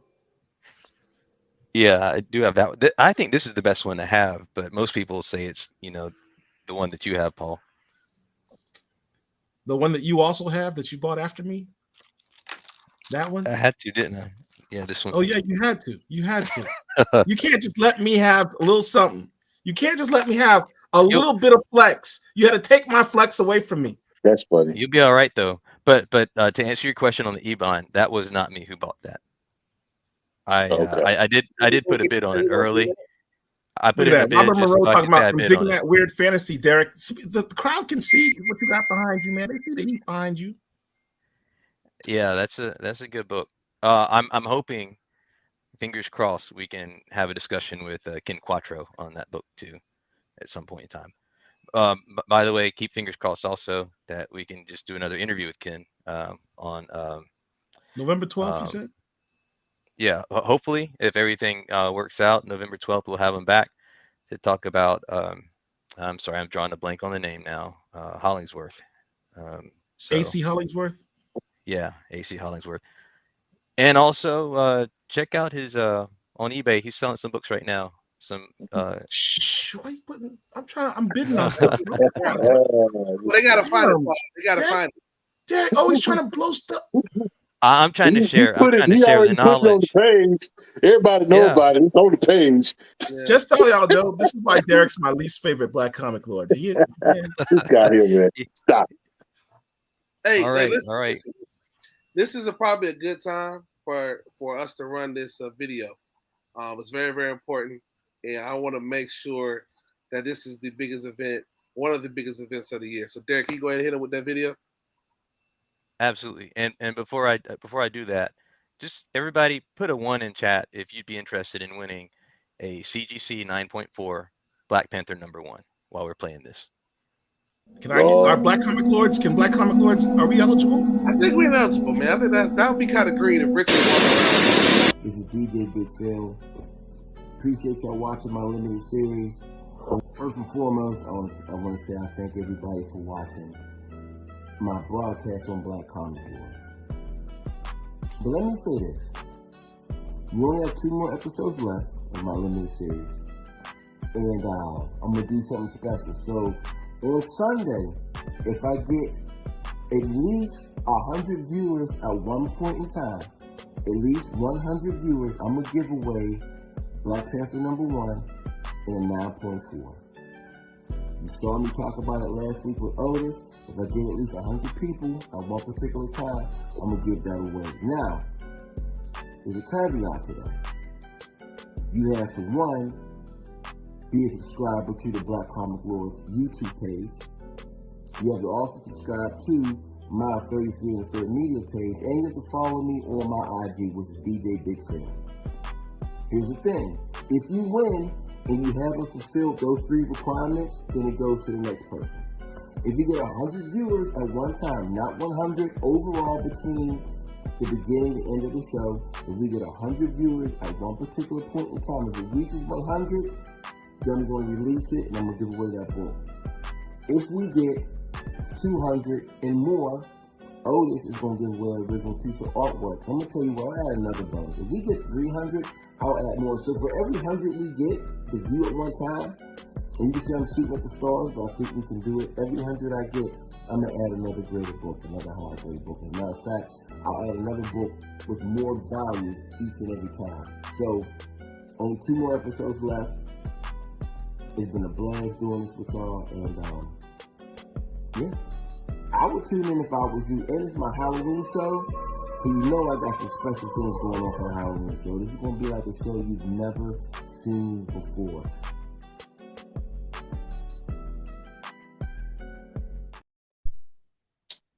Yup. To the Twitter channel. I'll tell you what, all those people that just put 1 in the chat, go ahead right now. If you haven't subscribed, make sure you subscribe to the YouTube channel. Hit that bell. It's just like Hershel just said. Hit the notification bell. It's right down there. Just hit the bell so you get notified when we do our shows. But I'm going to throw in an extra one. You also got to subscribe to the Twitter channel. Get our Twitter weight up. Subscribe to the Twitter channel. Hit follow. Not Twitter no more. It's X, my brother. X, You know what? Twitter, whatever. You know what? Elon Musk doesn't care. Paul? You know what I'm going to do? You know, it's time we give. Somebody BCL do a giveaway. Let me go to my my coat of bass sack on the side. I gave away last year. Your file cabinet? Huh? My file cabinet. The file cabinet? I gave away the Shuri versus Namor issue. I gave that away last year during the Wakanda Forever thing. Let me see what I got, man. It ain't gonna be Black Panther 24 from the Coast Run because I think I got like 2 or 3 copies. I want every bit of those. I got to slab one of those for him. You got to slab. Did we? Go ahead and tell folks who do not know or feel like, oh, it's just a bunch of black superheroes. Can you reiterate? I love the way you do it. Can you reiterate why this is a very, very important issue? I'll be right back. Let me pull up this book. I'll get it, Paul. I'm working on it. I got it. I already have it. Oh, you already have it? Okay. It's never far from me. It's so meaningful to me. It is never far from me. This is Black Panther #24. Let me share my screen here. Why is this book so important?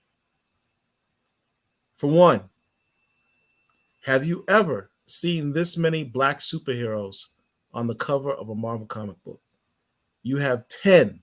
1, 2, 3, 4, 5, 6, 7, 8, 9, 10 black superheroes on the cover of a superhero book. But it doesn't stop there.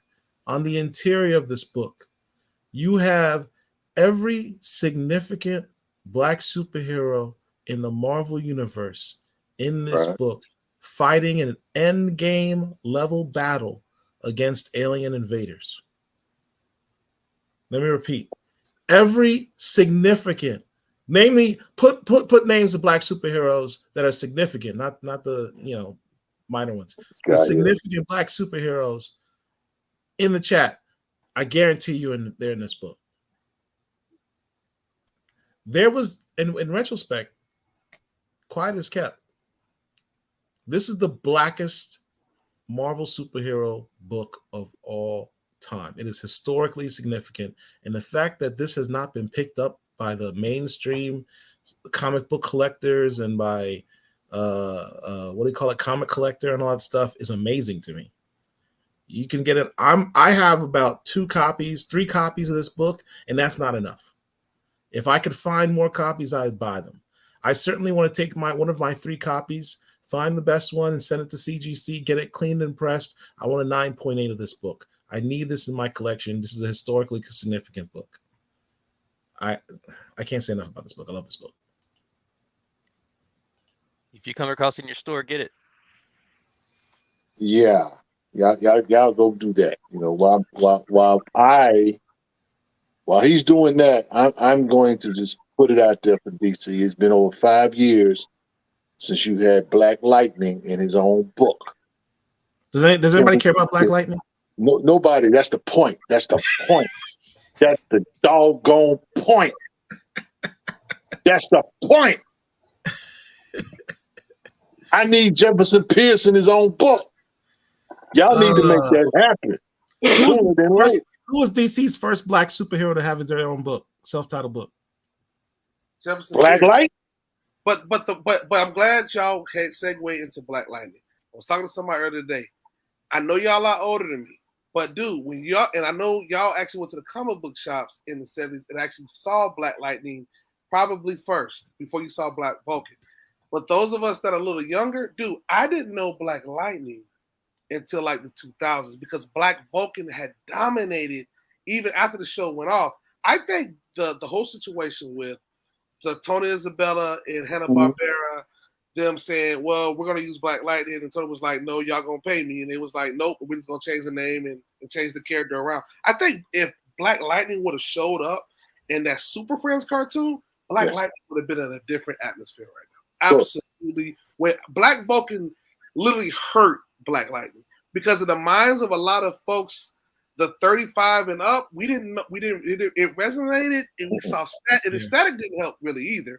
And Black Lightning was like, yeah, just so y'all know, I was the OG, but this is I don't know how many people. It's one of those things where you feel bad for Tony Isabella in the sense that they didn't want to give him or compensate him, you know, what was rightfully his. He created the character, him and Trevor Von Eaton, and that's the other thing too. Trevor Von Eaton was going to get some bread. Let's not forget that Trevor Von Eaton was the one that created the actual physical image. Isabella created the character, but it was Von Eaton's art that brought him to life. Now, yeah, but I think Black Lightning really should have blown up after his first movie appearance in the 1970s. Well, I mean, you could say that from a movie standpoint, but you know, that's Miles Quaid is not. Oh man, I'm about to say yeah. Black Miles Lightning's Quaid, first that appearance. is not Black Lightning. So disrespectful. So disrespectful. That's not Black Lightning? No. I mean, the costume that it looks startling similar for sure. What year did this movie come out? I'm not sure when Earthquake came out. It was in the 70s though. 76, I want to say. But listen, 76. Miles, look, Black Lightning came out in 77. 77. Yeah, 77 had to come out. Black Lightning came out in 77. So if this movie came out first, this might have been the inspiration for Black Lightning's costume. But y'all do know we actually did technically have somebody in live action before this last guy to actually play Jefferson Pierce Black Lightning on the TV show. Y'all didn't know that? No, we didn't know about Hershel. So tell me about this. I know this is going to be some reach for you. What is it? Listen, it's not like, hold on. Let me Sinbad played him on Saturday Night Live. Now, if you call that a reach, then you're going to have to call the Black Ant-Man a reach. I mean, it's not. The Black Ant-Man is a reach, dude. Nah. Y'all know what I'm saying, man. They dressed up Picking up Garrett Morris as the first Black Ant-Man. Jesus. So listen, guys, I was joking about that. So I don't want nobody to be like, "Why?" No. This is why we get in trouble all the time.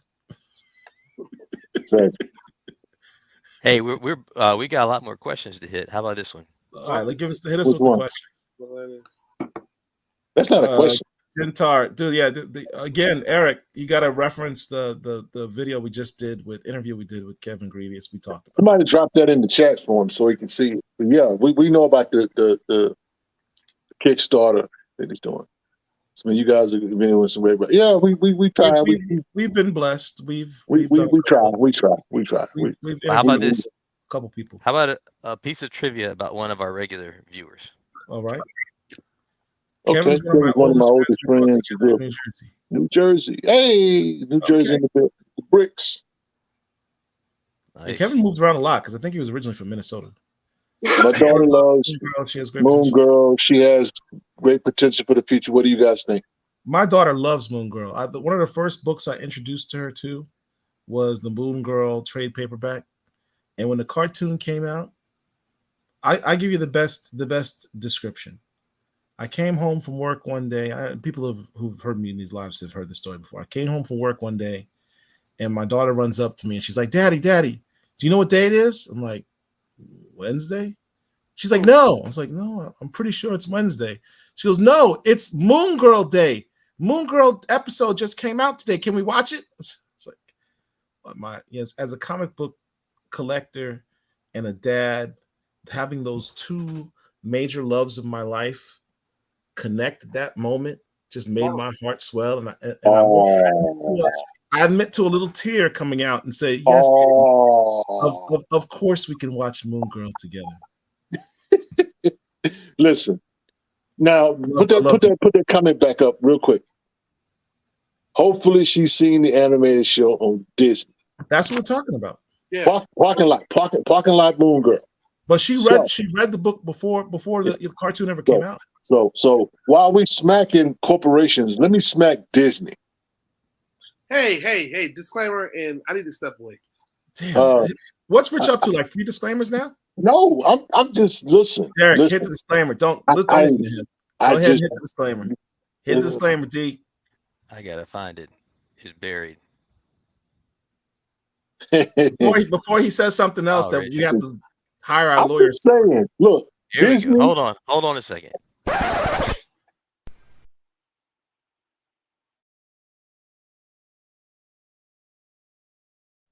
Okay, so now that we got that out the way, the you know, I have a bone to pick with this.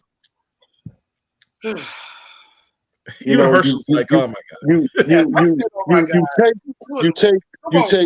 You take two of the most precious IPs, Star Wars and Marvel, and you take your little greedy hands and you put it into the kingdom. We ain't seen Mickey Mouse, we ain't seen Goofy, we ain't seen Donald Duck since. But we see a whole lot of Marvel shows. Then you get us hooked on it. And then you told us, like Marlo, the price of the brick going up. Yesterday's price is not today's price. So, and because of that, I haven't seen Loki. Because I canceled my subscription because I'm like, I'm done. I know a guy who knows a guy who can get you a little fire stick to we'll talk about that. I enjoyed tonight's episode of Loki. That's why I missed, because my daughter wanted me to watch Loki with her, and she doesn't always. That's why you're late for the rest of us, because you put Loki. All this daddy-daughter love. It's just too much. I want to come in real quick. Along with what Phil's doing on the side, this is going to be something we do after Sunday. I'm going to give away this book, and y'all should be able to tell us in the comments what this is. Try to get the light out of it. It's glaring. I can't even see it. What this is. It's from the Priest Run. It's from the Priest Run. Everybody knows why this book is. It's a key. Book. Is that the introduction of Hunter? No. I can't see it. You can't see. This is Black Panther from the Priest Run number 4. Ooh. That's the key, though. I know the key. Yeah, I guess you can say it's key. So it's White Wolf and Yeah, it's the first issue of Parents Hunter. of White. so Hunter, the White Wolf. and the what's the all white Black Panthers? I'm losing my mind. The cost they Black Panther was just fighting against them in the Ridley run. You talking about the Hatu Mizrazi? It's first, I think it's the first person of them too. Oh. Now, I am the only person on this planet that did not hate his run because I felt like Whose run? You know who I'm talking about. Do you really want me to say his name again? He who shall not be named. You didn't hate his run. Johnny Law. Johnny Law. This is why you got in trouble over the weekend because you were saying some foolishness like this. Stop it. Because he introduced some characters, and I like chaos. So y'all should know what this is. Heard the quote. Put that down, Hershel. Which one? Put it down. Which issue is that? 3? Oh yeah, that's the key. That's the key of that book. I mean, the key of that run. So I'm going to be giving those away. Now, here's how you can enter and get this. You definitely going, but here's the catch. You're going to give that away? You can I'm give that away? Black Panther 3? Bro, I got a whole bunch of that run that I can give away. I got a whole bunch of that run I can give away. Just pouring water all over my sandwich right now, man. What are y'all doing? I'm trying to get this book away. I can't stand y'all. Y'all so wrong with y'all. Either I give it away or I use it in a barbecue for fire. Bro, wait, Paul. I know you got that 1 for 25. I know you got several toes still stashed away. Come on, man. I have the several of the number 3, yes. And you ain't gonna barbecue those. No, not barbecuing those, obviously. Nah. Hey, guess what? And who really hates Tozen? Who really hates Tozen? Come on. I didn't like Tosin. You didn't like him? I didn't like Tosin. Did you not like him because you felt like at the time was a sensitive issue and they might have been trying to scoot your boy out and maybe insert him? That's part of it. And also the fact that he comes across as an arrogant prick. I didn't like him. Language. We're more than 10 minutes in. I can pretty much say whatever I want. Hey, we got some more. We got some more good comments, so I want to hit a few more. Go ahead. Yeah. How about this one? Love to see Marcus Williams draw Black Panther. Actually, Marcus Williams has a lot of Black Panther art on his website. All day. You can go to Marcus Williams, Marcus the Visual. Go to his website. He's got pictures of T'Challa. He's got pictures of him with Prince Hakeem from what's the name of that book? I mean, the Coming to America. Coming to America. He has a lot of fan fiction on his website as well. So yeah, Marcus Williams, the man. Now I do like this one here. Kofi asked, "What are our views of Brian Hill's Killmonger run?" Love it. Yeah, Brian Hill's a great writer. Brian Edward Hill is a great writer. Yes. He also wrote Black Panther Unconquered. He was the writer on what was that Batman book? Batman and the Outsiders. That Batman and the Outsiders. Who was the writer on Batman and the Hill? Christopher Priest. That's Christopher Priest. That was Priest. Yeah, he wrote Batman and the Outsiders. I love the Batman and the Outsiders one because it's really a Black Lightning and his team run. And I love the scene where Batman goes to Black Lightning because they always got beef with each other because Black Man's like, you're a jerk. And Batman's like, I got nothing but respect for you, Jeffrey Pierce. And he's like, why? He's like, look, I'm Batman. I have no powers. I literally stand with literal gods in the Justice League. Superman, Wonder Woman, Aquaman, Flash. These are literal gods that I hang out with. You should be among them, is what he basically tells Jefferson Pierce. You're at that power level. He bring this up a lot, yeah. And that acknowledgement, what we have been saying all along, like this he's mad powerful. Why does he not have his own book, as Richard will always point out, but B, not only does he not have his own book, he's not in any book, not even a team book, not even cameos. It's almost like it's personal with DC at this point. Like they refuse to put this brother in a book. I think part of that is, unfortunately, I think some of that with Isabella still is yeah, he ain't gonna really do much of that. It's one of those things where when Isabella criticized Brian Hill for the story arc that he was doing, because what he was trying to do was give Jefferson Pierce Katana. a love interest as Yeah. Katana. Right. And so he was really upset about that. His thought was, Lynn, his wife, which we all know is actually Jon Stewart's sister. I didn't find that out too much later. Yeah. Right. So, but he had issues with that, and his thing was like, well, Lynn is the love of his life, even though they divorced, right? Yeah. So, but I didn't have a problem with it. He did. I think it was misplaced, and so the books that Jefferson Pierce has been in since. I mean, he was in the Dark Knights of Steel book for 2 issues, and then Tom Taylor killed him. I'm looking for you, Tom. Stabbed in the back. I'm gonna look. I'm Tom gonna bring a Taylor's comic book. I'm gonna bring a comic book and a knife. Hey, whoa, okay. Whoa. Let's edit that part out. What I'm gonna do with the knife? I didn't say. You need to edit that part out. I might say. This is why you have your own disclaimer, Rich. I might take my finger and say, I want you to sign my book in blood because you're killing me. You're killing me, son. Man, we're not going to monetize this at all. I'm just playing. It's just jokey jokes. This is an important question here. What is that? What are some great Black writers to follow? Oh wow! Get out a pen and paper. Yeah. Rodney Barnes. Brian Edward Hill. Kevin Green. Steve Ewing. Yeah. Ripper. We got David Walker is writing. David Walker is a real good guy to follow. How about Tim Fielder? Read Infinitum. Absolutely, Tim Fielder. That's a whole thing. Junie Bar's a good one. Richard Wright, his blogs that he's going to continue to do for us. One of my favorite, Vita Ayala. Wait, listen. Vita Ayala. Ayala is did real good. I shouldn't have done that. I shouldn't have done that. That was okay. No. She's at times she's hit and miss, but she did a pretty good job on the Static season 2. She did an excellent job on the Static. But see, some people think that helped her with that.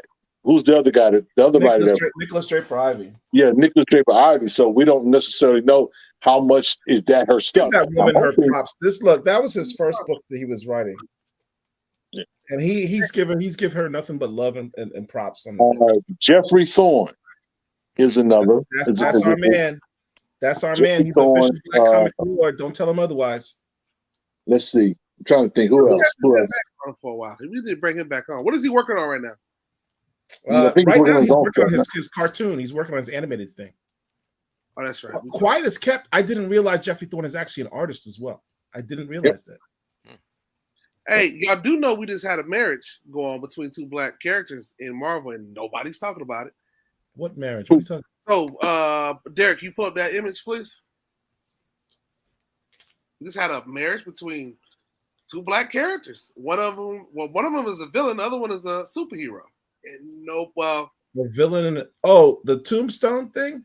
The Tombstone thing. We got StreamYard, man. They need to tighten down, man. Like, God, dog.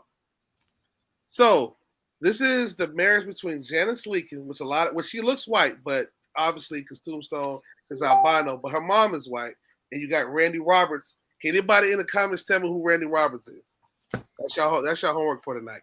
They just got married in comic. I haven't read this, but I did see on the Amazing Spider-Man comics that Tombstone was letting Spider-Man have it. And he always seems to, even though Spider-Man is stronger and faster and stuff, Tombstone is just a beast. And so they got married. I got to go check this issue out. I've happened to come across this. So it's not too often that 2 Black characters get married in comics like that. Well, mainstream comics. So definitely might be a good issue to go pick up. When's the last time 2 Black characters got married?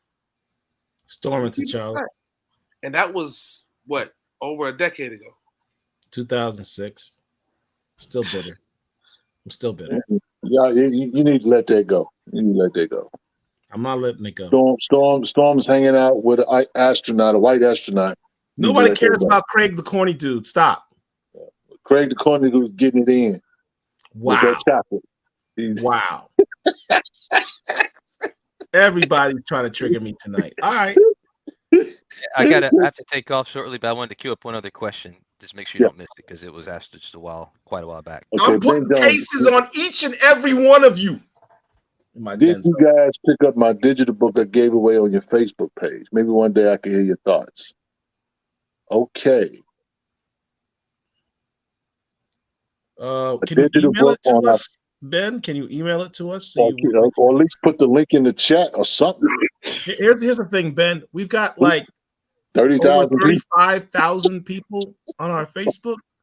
It's So kind of we may hard have for us to keep track of every post and comment. So if you would be kind enough to email it to us at blackcomiclords@gmail.com, Yes. we'd be happy to look at it. Please and thank you. Please and thank you. Appreciate it. And we will connect. We will, holler at you. We will holler at you to maybe to interview you. So please do. Absolutely. Anything All else? right, What else we got? There's a few more comments in here. Okay. I know I have to drop though. I enjoyed spending a little bit of time with you guys though here. So appreciate you, Derek. Take it easy, chat. Tell me where you left off, Derek, so I can keep going with As the long question. as I like Static Season 2 as well. Why did they call it Shadows of Dakota instead of Static Season 2? Well, it did call it Static Season 2. It's both Shadows of Dakota.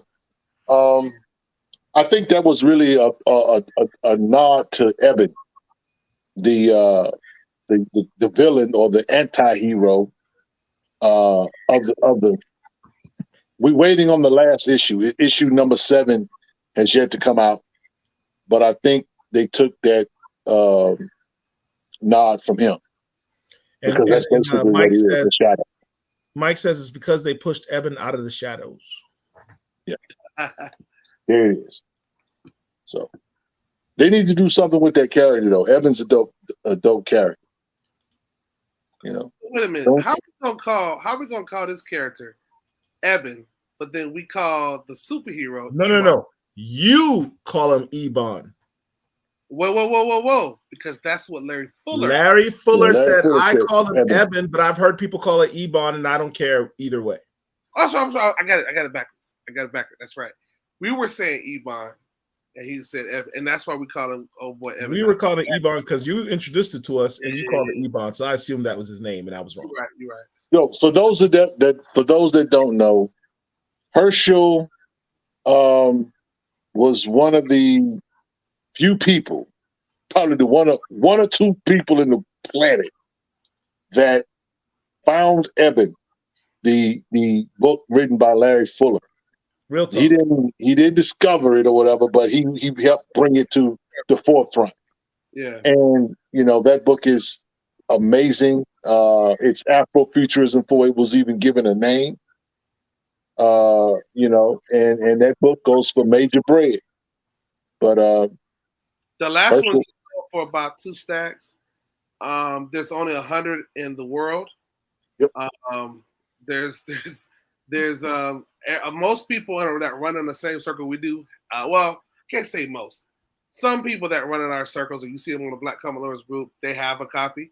Some people had it a decade ago, paid $50 for it. It was like, oh, I know what it is, but and then now because this community was built where you have a bunch of Black collectors coming together, that shot the price up. Well, now the first time we saw it, which was me and Jay, it was about $700. And we were like, wow, that's crazy. I looked at Jay like, nah, you got that. And he eventually, did his thing. I think it was like 700 plus. And then he's collected a big majority of those books. But again, it's only 100 of those books that exist. And the cool thing about all this, man, and Black Man is another character, but the creator died years ago. We didn't get an opportunity. Larry Fuller is still amongst us now. We DM'd him, we talked to him, we've had him, we actually did. There's Black Man right there by Tom Floyd. Tom Floyd, that's one of the only people outside of Dwayne McDuffie that I wish that this group was created at least 20 years ago. So Facebook was around 20 years ago, which is crazy. I wish take a look at Black Man and take a look at the Black Comic Lords logo. There you go. Look at Black Man and look at the Black Comic Lords logo. Coincidence? I think not. Well, here's the first black man. We just call it Black Lightning. With his fake afro? Yeah. Fake afro and all. Signed by Tony Isabella. So I want to get one with Trevor. I'm eventually get it. So yeah. Well, if you can actually get that one open back up and then get it, Trevor Von Get it clean. you got your little something. Get your double signature. What's the grade on that? 7.0. It wasn't. Well, you they probably already got it pressed before they sent that book in, but you press again. Yep. Anywho, what else we got here, y'all? Let's see. Super Slab says eventually labeled that as his first cameo. I know it's weird, but the games these books play, he has like 3 or 4 cameos after that. Eben, that is. Oh, he's talking about the latest. He's talking about static. I'm about to say not Larry Fuller's game. I'm about to say we gotta go get them books right now. Shout out to Super Slabs. Mike Carson is the biggest static fan that I know. His collection is stellar. Yeah, there's not a CGC recognizable documentary level. Listen, stellar. He's probably got more static books than Static has. Static don't even own his own. Come on, man. Static be DMing Mike like, yo, I am Static. Can I get that? You know what I'm saying? Some of the static books they go for a little piece of change. The Static Lost Boys book that goes about $40 or $50 now. I think it was up to maybe like $100 at one time. Of course, the Mobius, that one goes for over $300. Mm-hmm. I'm not sure what it's up to now, but it's probably $400 or $500 to get it slabbed. So yeah. I think I paid $2 for mine when it first came out. Well, hey, nobody's perfect, Paul. What else we got? Using pronouns in the opposite way you guys are. Yeah, you guys don't have any other questions for us? You are. Nobody has any other questions for us. I guess we're done. Oh, man. What time is it? Yeah, it's after 10 o'clock. It's time to go. Yeah, I do have to go to work in the morning. Tragic. On a Friday? This was fun, though. It was nice being on with you brothers, man. Yeah, it's good. It's been a long time since us three got on. It's been a long time, yeah, for real. We got to do this more. We got to do this more often. You going on Friday night still? I don't think so. I think Mark said he's unavailable this Friday. Speaking of White Wolf, there's a slab right there. There you go. That's what I was going to give away until I was interrupted. So, Richard, you can give yours away. Shout out to you. No, wow. Why are you putting that man's collection? What the hell? No, you can't. That was funny. It's like they supposed to give the book away. I never got my book. I'm like, yeah. Yes, indeed. So, there is, just so everybody knows, I know there's some, before we let you guys go, there is and I think it's important. I mean, if you are an action figure guy, and I'm starting to, Marvel Legends is the king of the hill right now, and rightfully so. Yeah. The other day, I saw a very, very well-conditioned, still in the box, 1997, but a lot of people, may or may not know, that is the first appearance of a Black Panther action figure. One right now is sitting on eBay for about $50. Is that the one that says black and gold? Yes. Yeah, Mark has that one. Yeah, I don't know why I don't see that more often with the coat of bass, and even just people that like to collect action figures and people that like Black Panther. I'm finna go. Listen, if y'all don't buy that, I'm gonna go buy that because that's the first. Send me the eBay link. I'll buy it. Yeah, that's the first one. I mean, why? I mean, if you want to get some vintage Black Panther stuff, start with that. And people are like, $50. I mean, come on, this is the first one. It's still in the box. And there is actually several other ones online as well. So I would suggest, I know the Marvel Legends Spinner introduced, well, kind of reintroduced this Priest Black Panther action figure, which is basically just a remix of the one they just released with the Wakanda Forever run. Definitely looking at getting that because it's, it adds the gold to it. But definitely go and pick that up, man. Somebody's pick that up, and please, please, please post it in the Facebook groups, post on our Instagram. But back to this, I'm gonna let you guys go. I'm giving away these 2 books, package deal, but you gotta be subscribed to our Instagram and also follow us on TikTok. And you also gotta follow us here on YouTube. So make sure y'all do this. I'm trying to get these books away. You already know what these 2 books are about, and they're Black Panther books, so ain't nobody gonna gripe about that. So. I did find the BCL commercial. I was looking for. Should I play it? So Yeah, go ahead. let's go.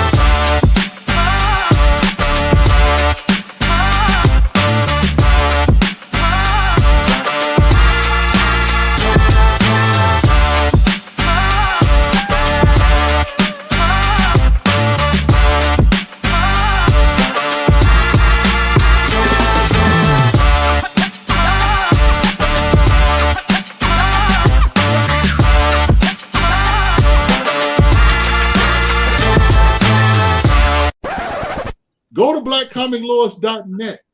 Get you some merch. That beautiful shirt that Paul has on, you can get that.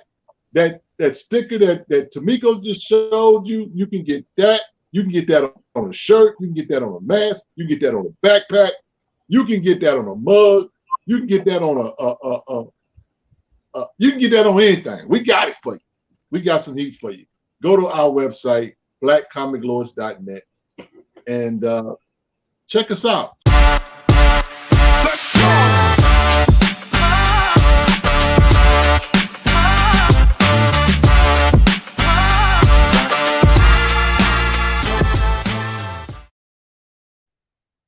I hope we don't get dinged because I don't know if we were supposed to play that. Oh, I forgot about that. Derek's gonna have my ass later. we go edit that out. Yeah. I got some editing to do. Somebody does. I don't think I was supposed to play that. Yeah. I don't think that we got to cut that out. Man, we got to cut that out. we got to demonetize this video. We're not making any money. Please feel free. We just lost money doing that. If any of you would donate to our super chat, hit that little $sign button you see on the screen. $1, $2, whatever you can spare. It helps us to keep the lights on. It helps us to keep the channel going because it pays for all the stuff that you see here. Because I just probably lost us about 10 minutes. The lights just went. One of my lights just went out. One of your lights just went literally just like that. We just lost about $10 from me playing that video. We're gonna be in trouble with YouTube. So help us make that back so that we can continue the show. Fellas, it has been. I'm gonna get in trouble for this. It's been a pleasure hanging out with y'all again. Yeah. Until next time. Y'all got any closing? You got a benediction or something for us? Come on, Rich. Oh no, man. I got a tip for you. Don't go out at night. Peace. Not during Halloween weekend. I Buy your books with cash. Buy your books with cash. And pre-order your books. Buy the books. Read the books. Buy the comics. Read the comic. Get it right. Yeah, Peter Man was not the first superhero. Please. Nobody cares about me. Nobody cares. You know what? I saw that. I couldn't do nothing but laugh. It's like I think they were being funny. We got a super chat. We got a super chat. Got a shout out before we go. Where? You see a super chat? Eric. Let's keep doing it. Eric, there we go. There we go. Thank you, bro. Thank you. We can keep the show on for another week. And with that, can you go?